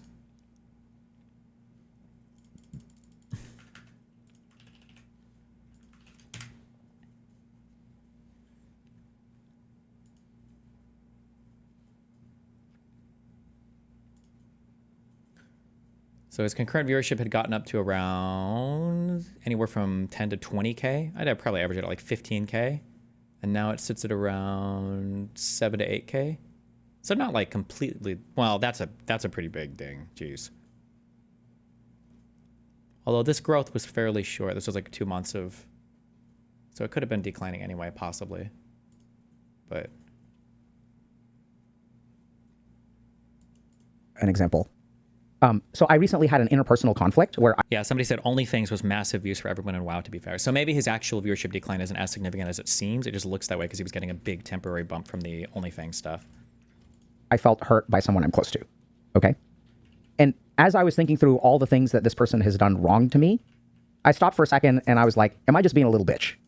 Am I, like, is this genuine? Is this fair? Like, what are all of the counterexamples? Am I just glossing over all of the stuff that they do right? Am I ignoring all of the stuff that I do wrong? Am I ignoring when this person lets me down? What is my contribution to this system in which I am disappointed? So okay. these are that seems normal to me, though. Okay, reaction. Good. Yeah. So, but I think a lot of times when we feel hurt, we're not. We don't do that, right? So no, that's the first. Okay, cool. I think that's great. I mean, if you're already doing that, that's awesome. Then I think the main thing then that I would encourage you to really think about is like this disconnect, and what's the variable in there. And what I would strongly encourage that you do is that variable is going to be divided into 2 portions. One is that the amplification, the disconnect, the question mark of the situation. You understand what I'm saying, or not really? Yeah. I mean, like I'm kind of understanding, but I think it's hard for me to understand how I'm supposed to respond to that if the requirement for the response is you need to make it incomplete and dumb it down and hand wave it. That makes me feel like I'm just lying to people. No. I think your response to when I said, "What do you think about that?" Your response to that kind of won me over. I don't think you should do that. So now what we're talking about is for anyone who is in a situation where I behave in a certain way, the world responds to me in this way, and there's a gap between these two things. This is the scenario that I'm talking about. So in that scenario, what's the question mark? What's the amplifier? So there are certain things that we can attribute to things outside of you. So people have parasocial relationships, people are projecting, people don't like me, whatever. Like people are upset, whatever. There's all the stuff that they do, and then there's all the stuff that you do. And this is where I think it's hard, but I think a really good example of what came out of today, which hopefully feels okay to you, is when I'm direct, other people think I'm evasive. I think those are the kinds of nuggets that I have seen transform lives and literally save marriages. It's just funny because like I've had effectively the same conversation with the moderation team. It was like I use the same terminologies, like that feels like idiocracy. I don't feel like dumbing down my language and just being dishonest about it to hand wave it makes sense. And I feel greasy doing that. I don't know how else to describe that. Are you hearing me talk about dumbing things down at this point? When I say dumbing things down, I mean like the idea of like, oh, my bad, bro. And just kind of leave it like that. That doesn't make sense. What are you hearing me say to you right now? Of a way to resolve the language of, you know, I feel like I'm being objective. They feel like I'm being evasive. And to me, it comes across as I'm over-explaining. I'm giving too much context. I'm making the scenario of myself as a player within that rather than this is what I didn't know and that's it and then we walk away. Okay, thank you so much for sharing that. So I understand where our disconnect is. Okay. I have removed dumbing down from the equation of my solution space when I talk to you. Take it off the table. Done. Doesn't feel right. I agree. What I'm saying is that if we look at I'm being direct, they feel like I'm being evasive. The tactical options to solve that involve way more than dumbing things down. Okay. So that's what I think. Yeah, I would focus on that. So like, don't dumb things down. Be authentic. But there's also a way, because like, right, so fundamentally this is an issue of communication. It's an issue of understanding. It's an issue of getting your point across, arguably listening to other people's. And so that is a skill. It is an art form. There's a way to do it well and do it poorly. Now, what a lot of people do, which I think is bad, which I really appreciate you standing up against, is dumbing things down, virtue signaling, pro forma apology. I hate that. Like I hate it too. I hate the idea of here's my ukulele sad YouTuber video. Let me just lie to the camera for 5 minutes because that's fucking dumb. I hate it too. Wow. So my point is that if we look at like, you know, like, and I feel like that's what I was being asked to do, and I'm like, no, here's how I see it. And they're good. Yeah. So and my point is that somewhere between the pro forma apology and what comes out of your mouth, there's going to be something in the middle there, which is an adaptation of what you do, which feels authentic, feels truthful, feels complete, and there's literally something about the way that you talk where if I code your responses, that's the best way I know how to put it. It's kind of like there's just a makes you keep coming back to Factorio. It's the best game ever, and also I can't do real life political stuff right now, so this is a good mind occupier. All my court case stuff goes through. There's a theme of what feels like a lack of accountability from a listener's perspective. I don't think you're not taking accountability. Objectively. It feels that way. But what I'm saying is that the limbic circuits of my brain, the emotional circuits of my brain, when I hear you talk, it feels like you're leaving something out. It feels somehow incomplete or unbalanced. And I know that's a very difficult problem for you to solve. Like that doesn't give me a lot of tools, right? It's hard. So that's where like I'm going to think a little bit about how to bridge that gap, but like something in that is where the money is. I feel really confident about that.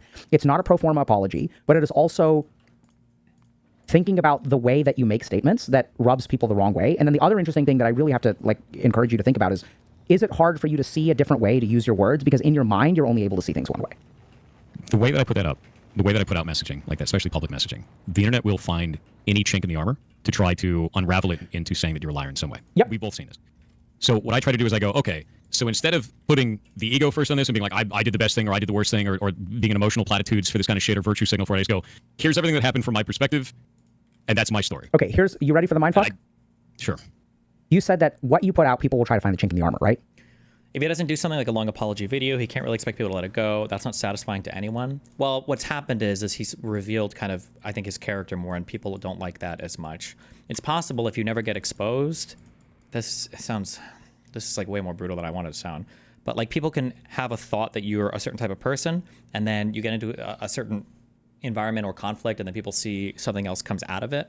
That's not a simple matter of, well, I just need to apologize correctly for it. Because remember, I think intuitively, even if we don't understand this intellectually, intuitively an apology is about saying, hey, the behavior that I exhibited isn't actually emblematic of my character. It was a mistake, and here's why it won't happen again. That's really what an apology is hopefully conveying to somebody. All of that is hopefully being conveyed in a good apology. But his issue, I think, is more of one of character that I think people just weren't perceiving until now, and now that they are, the fix for this is not necessarily going to be a simple apology. It probably requires a pretty substantial re-rigging of character, which is very difficult to do past the age of like 14, I think. They're going to do it anyway, but yeah. No, they're not going to do it anyway. The way that you put things out makes them want to find the chink in your armor. It doesn't make sense. Streamer man, don't know. Sorry, off-topic question. Are there any steel manning this administration's immigration policy aside from some? No, I don't steel man Trump admin anymore. I don't even trust most of you guys asking that. I don't know if you're like Trumples that are trying to find somebody to actually justify your shit, because all of your conservative commentators have literally given up on trying to justify this administration, and they've just shown their hand at being full-on fucking crazy neo-Nazi fasci types. So no, I don't steel man the Trump admin anymore. It is not. I don't do that. There are other people. Actually, nobody will else do that. So go ask the Trump admin why they do what they do. Good luck. I know. That sounds to me. Sounds obsessive. It's I need like there's a necessity to find a problem when there isn't one. No, I think you're missing the point. The way that you communicate information, the way that you speak, makes people want to find the chink in the armor, because people communicate. Yeah, I know it's hard, man. It's wild. It's crazy. I'm with you. Right. So there's something that you're doing that, from a logical perspective, makes perfect sense. The emotional energy of your words, and I'm not right about this. Okay, I could be wrong, but I really suspect that this is where the money is. Where something about the way that you present yourself, which, by the way, went away when you got pissed off about when I was like, what do you think about just doing a mea culpa? And you're like, fuck that. I was in your corner. But here's the thing. The way that you talk. You need more of an emotional interaction. Because why do I want to poke you in the armor? Because of your logic? No, because of your emotions. That reflex, this is what you got to understand, Thor. That reflex comes from the emotional energy that you're sending and the emotional energy that they're receiving. Now, this gets more complicated because you are right that this is an unsolvable problem. Because there's only so much that you can do in this situation. That at the end of the day, there are going to be people on the internet that are just there to meme, that are just there to make your life worse, that have little lives where they feel frustrated, and then they look at a punching bag and they say, hey, I'm going to punch this person, I'm going to knock this person down a peg. And the tragedy there is that they don't truly have little lives. They truly have far greater lives than they have the potential of far greater lives if they stop spending all of their cognitive and emotional energy trying to knock some random fucking guy on the internet down a peg. Then they would really be happy. All the things I try to do on the internet. That's why I do all. That's yeah, it's tough, man. That aspiration that you put there. That's why I do the stuff that I'm doing. Yeah, I think it's great. So brave. Run game jams and all that. Yeah, shit. yeah. It's because this shit is a waste of fucking time. Yep. Wow. It is the same reason that I have a short out that's like, stop looking at shorts. Go the fuck outside. And I know that sounds like self-inflationary of like aggrandizing for that shit. But like, dude, the internet's a fucking mistake. No. So here now we get to it. You said I know it sounds that way. It doesn't sound that way. If I read your words, huh? When I say it that way, it sounds that way to me. But it doesn't sound that way to me. That's ridiculous to me. Yes, I know it's ridiculous. So yeah, I know it's hard. That's the only thing that matters also, right? The words, if I were to write them down and we said, hey, is this person arrogant? Maybe it would be the answer that you get. The emotional energy that you add to that doesn't make it come across as arrogant at all. It makes it come across, for me, I get inspired by that. I believe that. That sounds believable to me. So there's some the perception disconnect is when I talk about a situation while removing the emotion from it, when to me that sounds like the most logical way to communicate. And the most objective way to communicate, which seems like it would be the best way for people to understand the scenario fully. And that's the most disconnected for other people because it makes them feel like I'm being evasive. I think that is one step in the right direction for you. And that's because human beings are not logical communicators. I'm well aware of that. We're emotional communicators, right? So I think the energy that you add to the equation, like, matters a lot. And what you're trying to remove, and it sort of makes sense, right? Because you have a strategy. You've got a particular strategic approach, and that's what got you to where you are. And I know you've tried a lot, but I think this fundamental thing, I don't think this has changed over the whole course of this. No. And I think the really hard thing is I don't know that it needs to change, because I think part of what makes you who you are, part of what makes you valuable, part of what attracts the community, because there are a lot of people out there who think like you, who are tired of emotional communication, who have people in their lives where you're like, look, this is the reality of the situation. I cook dinner 4 nights a week, you cook dinner 1 night a week, and you order takeout the other 2 nights of the week. That is the objective scenario. This needs to change. And they're like, nah. So I think that the way you communicate is like an oasis in a desert for a lot of people. So it's not bad. It's just like, this is like something that I think can be leveled up. And a big part of that. The biggest thing is the more that I have to deal with this just slew of shit with this, the less I've been emotional about it, because it's effort. Well, so if we were to take that statement as true and we were to make a predictive model, what happened to you would be in line with this prediction. That if our hypothesis is that emotional communication is what connects with people, especially on the internet.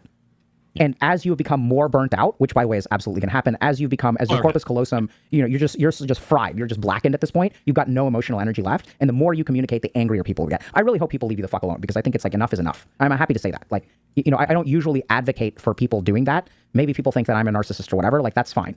But I don't think this is about you. I think this is like when someone makes whatever kind of mistakes you made, And whether you were mean to people or not, whether you went to the bathroom and looked something up, or you have a butt plug that is vibrating in Morse code to give you the solution, you know, like is connected to like I really don't care. I don't know about the reality. How crazy were those moves? Did we ever come away? Is it 100% that he was cheating in that chess tournament, or? I think it's just like, we all make mistakes. I'm not saying you did or you didn't. It's just like, come on, y'all. Right? Is this really what we're doing now? Like, is this how we're spending our days, how we're spending our time? Are you perfect? No. Are you a regular human being? Yes. So that's kind of where I am.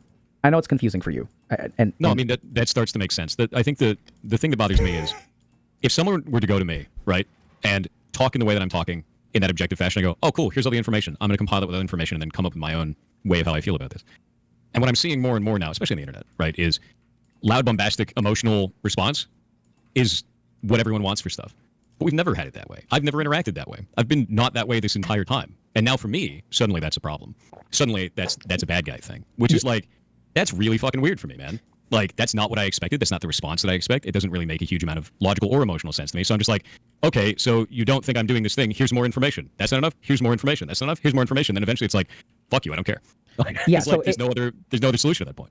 There's two things. Like, I had one kind of emotional response, which is like, you're like, that makes sense to me. The really interesting thing is your response of that makes sense to me. I'm not saying, don't read too much into it. I was just laughing because what I sent you in that moment was not logical. What I sent you in that moment was emotional. Yes. Right? I have the capacity to understand emotions. Yeah. But it's interesting because there's so many times where I've tried to send you logical signals and then there's a disconnect. Yeah. But you can easily argue that it's apples and oranges. The second thing that I want to say, and I know you have emotional capacity, like I get that. You love your ferrets. They show up there.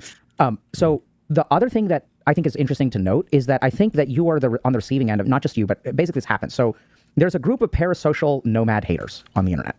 That's what I call them. Yeah.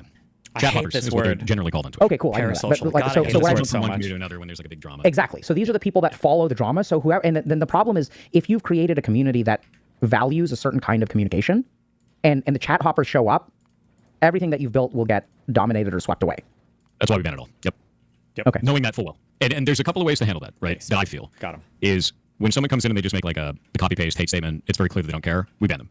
And they put an unban request, and sometimes they'll be like, hey, I didn't realize it was that big of a deal. And then they come back and they're like, hey, I like watching the stream. Or they tell the mods to kill themselves, right? And like, obviously, if they tell the mods to kill themselves, they just stay banned. And that happens all the time. But if they're like, hey, you know, I didn't realize this mattered so much, sometimes they end up joining the community. And it's fine. It's just that first interaction, we don't want that like a million times in the chat. Like, that shit sucks. And it's not 50-50, but the mods do get a lot of hate, man. Like a massive amount. It sucks for them. Cool. Yeah, thanks for sharing that. It's hard to deal with. It's something that basically every streamer deals with, where the moment that you're at the top of LSF, you get like this influx of audience, which also, I don't think it's like LSF's fault. That's just the... I think it's the nature of like a gathering of people that are either rooting for the downfall, rooting for an emotional big moment, or like want to be, you know, part of that. But I do still think that there's a large amount of people that are engaging in that because it's like their reality show. It's like their TMZ. It's like they're like, oh man, I'm part of that moment. Remember that moment when that thing happened? That was so funny. And like, I feel like there's probably even some of those people that will meet someone like at an event where they engaged in one of those things and they won't think it's real. They think it's just like a cartoon character, you know? Yeah, I've seen that a lot too, unfortunately. But anyway, we've been at it for like almost 3 hours, bro. How you feeling? Yeah, fine. Like, to be honest with you, I think so far this has been really productive because to me, like, dude, I don't know. Like, that seems wild to me that people just want it. Like, I don't know. It seems wild to me that people just want an emotional response for that. When in reality, I find that, like I explained earlier, I find that to be a disingenuous thing. I don't want to be that guy that goes and makes a fucking apology video. Yeah, so I think that there are a lot of people who would be satisfied by that, but please don't take away. I think, like, I mean, you convinced me, right? And I've not done that when people get upset with me. So I won't just say, yeah, my bad, unless I really believe that. So that there have been times where I've made mistakes where I will say, like, I still remember, I'm happy to say it again. There was one time early on in the days of streaming that I made fun of people with micro penises. And that is like one of the things that I regret the most. Because it's like easy to do that.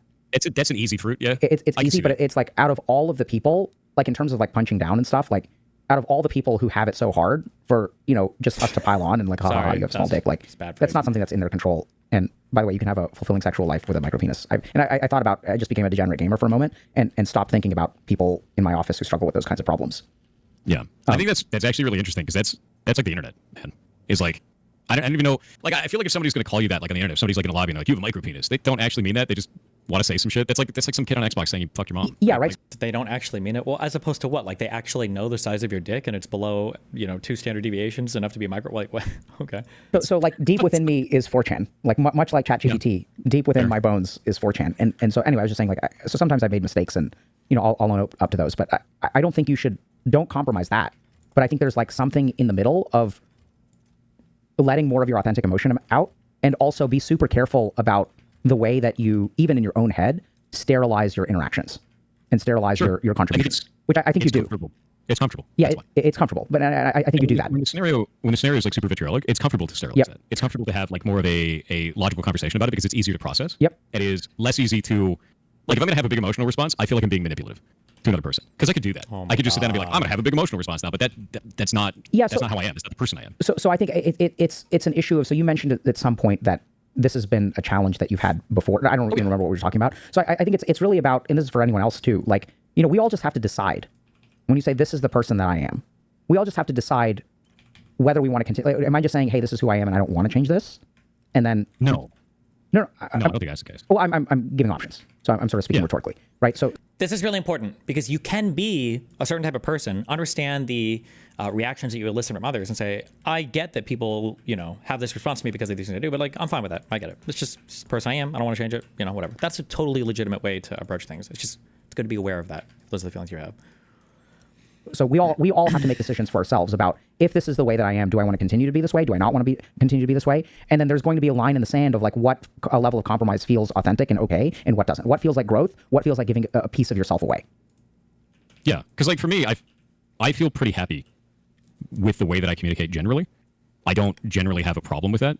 And I like being able to communicate objectively, either with, you know, in my relationships, friends, you know, people in the community. That feels fine to me. And I think there's a lot of people that actually like that about the way that I communicate. It's like, hey, you know, Thor's talking about all the things of all the, because we'll get a whole bunch of stories in that come in from the damn internet. They're like, the fucking sky's on fire. And then you look at it and you're like, the sky's not on fire. This outhouse over here was on fire. It's not that big a deal. Right. And I find that there's very few islands of that shit online, man. Like there's very few islands that people will be like, wait a minute, let's look into that before we start freaking out. Would it be easier for me to just like dive into the emotion first? Yeah. Would it be honest? No. Would it be quick views? 100%. Good job. Yeah. None of that shit makes sense to me. And like, that's why I've always communicated that way. And it's not even a thing of like, I'm not willing to change. I'd be lying. Wow. Like I'd just be straight up lying about all of these scenarios if that was the case. If it wasn't like, here's all the things as I see it, here's all the facts as I felt them, right? As the things that I went through, I'd be a piece of shit. I'd be just like a grifter on the internet that's just trying to garner as many views as possible. And that's fucking atrocious. Like I hate that. I really hate that. What are you hearing me say? I think I went on a rant there. Okay. It's not even really about like what you said. It's more like that kind of just like triggered an internal monologue. And I was like, nah, I just went on a rant with it. Yeah. And I'm with you there. I mean, I think that there are plenty of emotionally manipulative grifters on the internet. And I'm not even saying that like that's I'm not even like calling people out and saying like, the other side is an emotional grifter. It's more like, dude, like I can see how easy it is to manipulate people emotionally to gain money on the internet. Yeah. I don't ever even want to get near that. So I have those kinds of thoughts, and I'm pretty sure that they're pretty narcissistic in my head. So when I have a thought like that, I'll just like leave this for y'all. I'm not accusing anyone, or certainly not you, but this is just what I've noticed is that sometimes when I'm like jealous of people, this may be just me, who are taking the easy path on the internet, it's really easy to get self-righteous. I don't think it's easy. No, I mean, for me, not like that. I think it comes with other negatives, right? Like I'll give you an example, right? Thank you. You guys know like Keemstar. Keemstar makes a bunch of content that's based on like calling out scenarios, making a lot of drama, runs Drama Alert, right?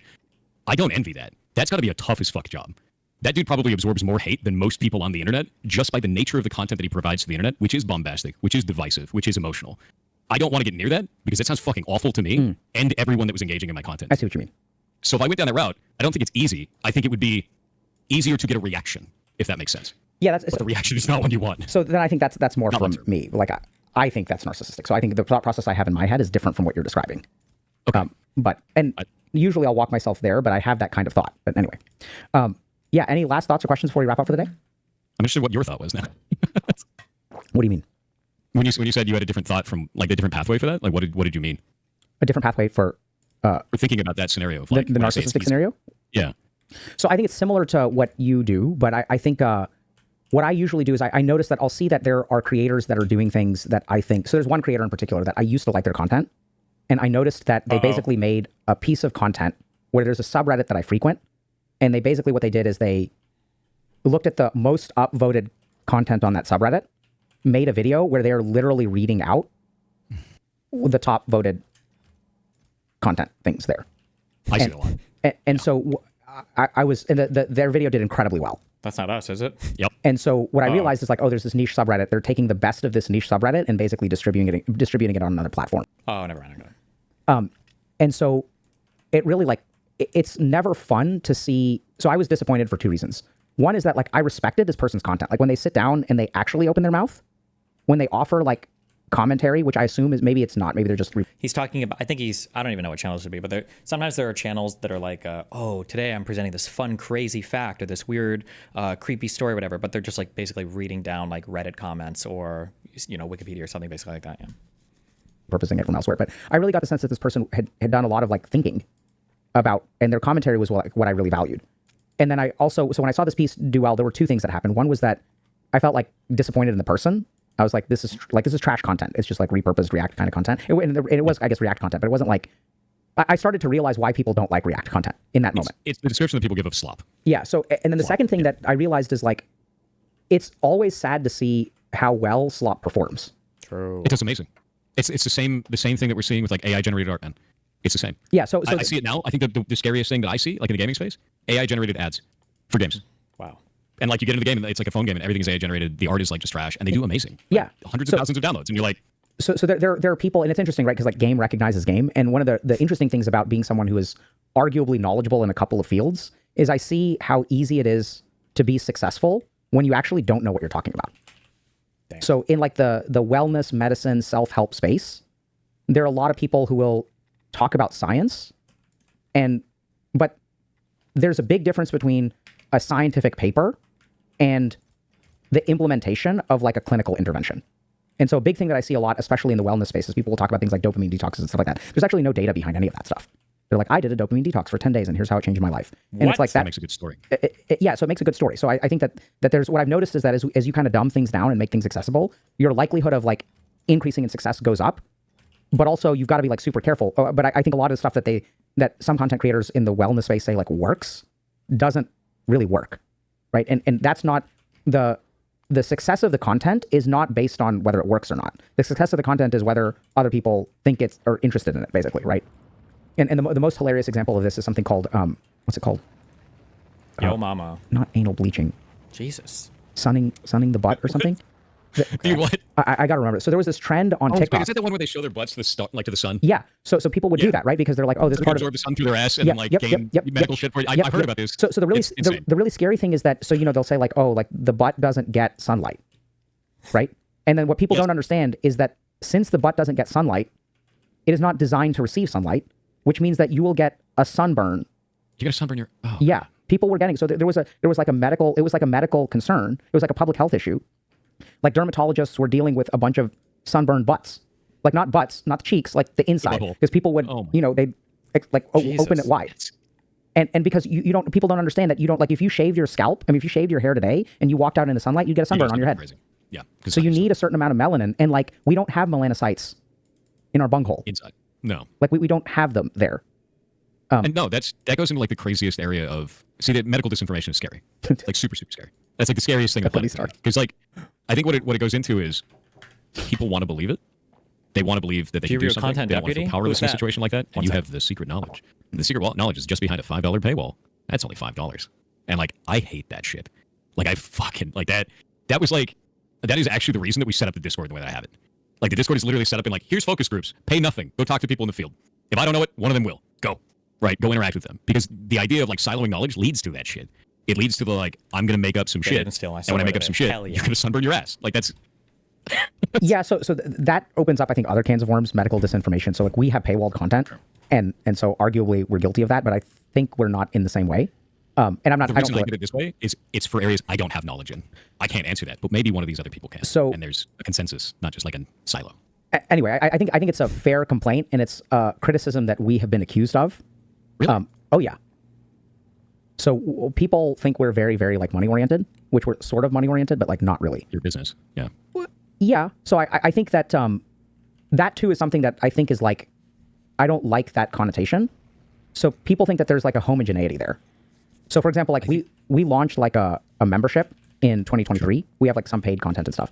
And the TLDR of it is like, I think it's so interesting to hear, but it was, the more free stuff you provide, when you build free stuff for a lot of people, it costs more, which is not something that I understood when I became a content creator.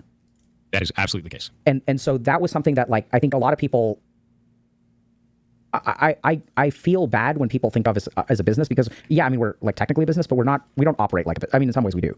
But I think the problem is people don't know how to understand that business and doing something good is not mutually exclusive. So I would even argue that business and doing something good is the best way to do things. Yes. And the reason for that is really simple. I went to a lot of places where doing good was very separated from business. So the number at the top of the list is like ashrams, nonprofits, Mushrooms? spiritual teachers, Oh. people who are like philanthropic and were doing things for the good of the world. Okay. Generally speaking, I saw the largest abuses of power in those kinds of scenarios. There's a lot of like the moment that you become a nonprofit, like I've seen so many toxic work environments in investment banking and in nonprofits. Because in nonprofits, it's like we're doing it for the ferrets. We can't pay you a lot, but we're doing it for the ferrets. So one of the really interesting things that we tried to do very intentionally was like, I'm not your guru. If you want my help, I'm going to give you some stuff for free. And if you want this other stuff that takes a lot of energy and resources to build, you got to pay for it. And I think that interestingly enough, when I was training to become a psychiatrist, like creating a transaction protects us from a feeling of indebtedness. And the moment that you add indebtedness to the equation, the moment you start doing extra for your patients, doing things for free, if you do something for free, then like it makes things muddy. And that's what happens with a lot of these like spiritual organizations. So we kind of very intentionally did it, but we also get criticized for it, which I think is like also a fair criticism. Like I think that the people who say those kinds of things, I think they usually don't have information. But I think that they're, you know, it's a valid criticism on some level. I think that makes sense. I mean, like with the rescue, I intentionally did not make it a charity. Like I was like, I'm not doing that because the first thing I talked to people, I was like, hey, we're thinking about starting a rescue. First thing that showed up in chat is, oh, you're just going to try and take a tax break. And I was like, that's valid. I'm going to look into this more. And I was like, I don't want to take money from my left hand, put it in my right hand, and be like, I'm not paying taxes on that. Like, that's fucking weird, right? Because it's still technically it's all the same thing. We're all just meeting the same objective. So it's made it part of the business. And now I just pay employees and do the whole thing. And like, yeah, Ferret Rescue makes money. It does. The ad revenue off of that allows me to hire people to run a rescue. So and pay for their medical and pay for their food. And like, that's not small. I've also seen... Remember when he made that announcement that I just want to announce today that all of our mods in Twitch chat are on a full medical plan? Oh my God. I had a job at a place that was a nonprofit with a charitable mission, but was also like, and the problem is that oftentimes if you don't structure it like a business, it doesn't stay self-sustainable. Like, yes. So that's where things, and I found that, so a lot of times, like early on when, you know, we started our coaching program, a lot of people wanted to volunteer and we wouldn't let them. And so here's, Yeah. I don't allow volunteers. Yeah. It's the biggest thing for me is that I've had a rule since the very beginning, which is you work for me, you get paid. That's it. Because it's so complicated otherwise. It's so complicated. It gets so, and I think a lot of people don't understand that. So I think once you are in a position of like managing other people and also consistently delivering services, volunteers it becomes really hard. So when you're doing stuff for free, there's like legal issues, there's all kinds of shit. When you're doing stuff for free and when you're not paying people, like both of those things, I think it's just way easier. It's like, hi, I'm going to make a donut. The donut costs $1. I'm going to try to make it as affordable as possible. And that's something that if people think our stuff is overpriced, I think that's not really a fair criticism. Anyway, but so I think that there's, anyway, we're kind of getting off track, but that's fine. Anyway, any last thoughts or questions before we wrap up for the day? No, I think it's it. I think this makes sense overall. Yeah, cool. I think overall this makes sense. Yeah, I got you. Yeah, I'm sorry. It's mostly just interesting to me because it's like it's really easy to get into a state where you're just like, I'm fucking done with it. Yeah, it's really easy to get there. I also don't believe that human beings were meant for the social interactions we have online. Yep, I don't think humans were built for this. I think we were built for like a little bit of friction inside of small social groups, but when you expand that to hundreds of thousands of people, no one's going to react correctly because it's just that's not what we're made for as human beings. That's completely agree, man. Yep. All right, man. Well, I hope things calm down for you. I hope if people like watch this, like, you know, I'm sure that Thor made mistakes, but Can you please get the Florida Pfizer study on it to my sensitive zeros? Maybe. I don't think I don't think it's fair. I'll say that. I don't usually say those kinds of things, but you know, I'm going to go ahead and say that. Maybe I'm wrong. I wasn't there. I didn't watch it. I haven't seen everything that happened. But I like, can't we agree that like death threats and harassment and things like that is enough at some point? No. Yeah. I think you split groups when you say that, and some people will be like, well, yeah, of course that's not okay, but this thing over here is okay. But what I found that I think is something that a lot of people forget online is when you make something, either a company or a person or a group, the subject of ridicule en masse, it empowers the people that think that is an okay step. Like we see that all the time. You see that with any type of social movement. You have people that legitimately have a concern, and then you have people that light cars on fire. Like that's just how that goes. And the more people you have, the more that isolated extreme response group also expands. And I don't think that everybody who dislikes me is throwing death threats at me. That's not how that works. Yeah. The more people that don't like a person or a group, the more that increases. Okay. Yeah, cool. Well said. Yeah. All right, take care, man. Thank you for coming. You too. Let me see if I can. Love you, babe. There we go. GG. There we go. Okay. Thoughts, questions? How do y'all feel about how that went? Wow. So, post-game analysis. Easy. Meet people where they're at. Right? Meet people where they're at. That is the post-game analysis. So people saying this was anticlimactic? Yes. So this is not supposed to have a climax.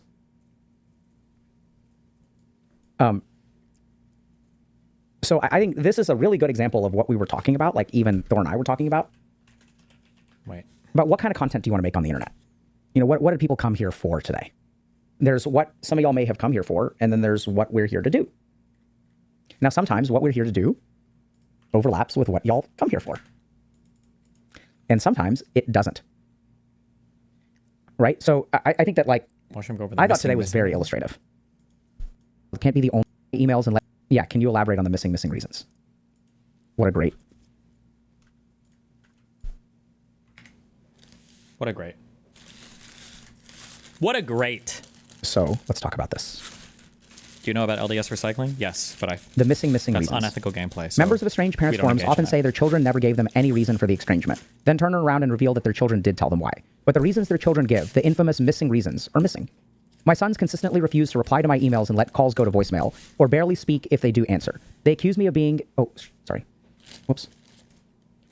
My sons consistently refuse to reply to my emails and let my calls go to voicemail, or barely speak if they do answer. They accuse me of being a terrible person, but won't elaborate about exactly what I've done. Well, sometimes they do, but it doesn't make sense, at least to me. For example, it's hard to be part of the birth of a grandchild if I didn't even know that I was going to have one.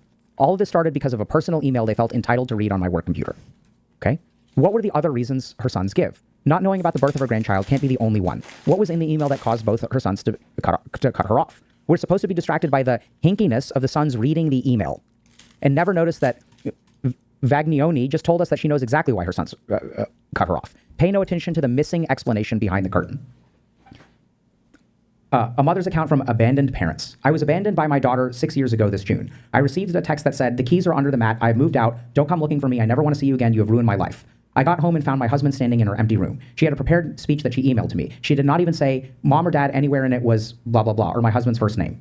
She stopped communicating with me about 1 year after that. But each time I asked why I got the prepared speech or some slung together four-letter words that I didn't appreciate. All my husband said was, I was 18. She's 18. I was expecting this. I wasn't. Damn. What was in the prepared speech? Why did her father expect her to move out at 18? The mother has two different sources of explanations at her fingertips, and she turns to neither, nor does she repeat so much as a scrap of her daughter's allegations. So, strongly recommend if y'all like. It's a great read. It's significantly. He doesn't go over it. It's significantly longer. I don't think. Please don't take this as a like. Too late. How can I say this? Already did. I'm already taking it that Don't way. take this as like a. I'm taking it license exactly. that this is what Thor is. This is a 1-to-1 with Thor. That's I think this happens to all of us. 1-to-1. So what I heard in Thor's story today was missing reasons. I was smug, and then all of this stuff happened. There's a disconnect there. And this happens to all of us, right? Not me. When someone does something mean to us, we say, oh my God, this came out of nowhere. I can't believe they did this. This is unfair. We say this stuff all the time. Like, we see it all the time. I was banned unfairly from the subreddit. I was banned from the Discord. This is unfair. True. Happens all the time. I got banned from chat. And so, like, in your life, this is the important thing, right? So why do we have these conversations? It's, I mean, like, who knows what really happened? I don't know. I don't know what's appropriate. I don't know what's inappropriate. I think that threats are too much. I really, really, really doubt that Thor has done anything to warrant the amount of psychological suffering that he's gone through. And a lot of the reason that people don't realize that is because when you're one person posting something in chat, once again, the avalanche doesn't feel responsible for the snowflake. I mean, the snowflake doesn't feel responsible for the avalanche, right? You're like, I just did this thing. It's not that big of a deal. But what you really have to think about is that thing you are adding on. So if someone is getting beat up by 15 people and each person kicks them 10 times and you go in and you give them one kick, that's what you how guys many do to bones me. they have broken is not dependent on your one kick, but it is one of the 150 kicks that they're getting. It is an aggregate responsible. This dogpiling stuff I don't think is healthy. Okay? That being said, we also, I think there's disconnects. So I think some of this stuff, kind of like we got to a couple of them, right? One is like, I'm trying to be logical, but it's not working in the right way. And if you experience that, then I think you need to reevaluate. And this is why it's so hard, is because it feels so counterintuitive. I'm being direct. I don't want to be emotionally manipulative. I think I am doing the right thing. Now, when you think you are doing the right thing and other people think you are doing the wrong thing, that is when you'll see this kind of escalation. And so the key thing that's missing is The key thing that we're missing here is feedback. And it sounds like Thor did his best there too. We're like, you have to like talk to people. But the problem is like when you're dealing with trolls on the internet, talking to them doesn't work. So it's kind of like in a regular human society, we have one option to resolve things like this, which is communicating directly with the person who has a problem with us. Now we have a real problem because that is not an option in today's world anymore. It becomes way harder to do because people are just going to show up. They just want you to be wrong. They don't care. The last thing they want to do is show up and them be wrong. When you try to communicate with one of your haters, what is the likelihood that even if they're wrong, they're going to apologize to you? Very low. When y'all deal with people who are mad at you, how often do they apologize? Interestingly enough, the more wrong they are, the more you point it out to them, the more their psychological defense mechanisms get triggered, and the more they dig their heels in. How is this guy supposed to win? So I think you meet people where they're at. You know, like I think it's hard. So as you get attacked over and over and over again, you start to get more and more and more burnt out. It's hard to do the right thing. You try this thing, you try this thing, you try that thing. You've tried everything. Now you kind of give up. And I think that's like completely reasonable to feel that way. I think that's how we end up in those situations. Based.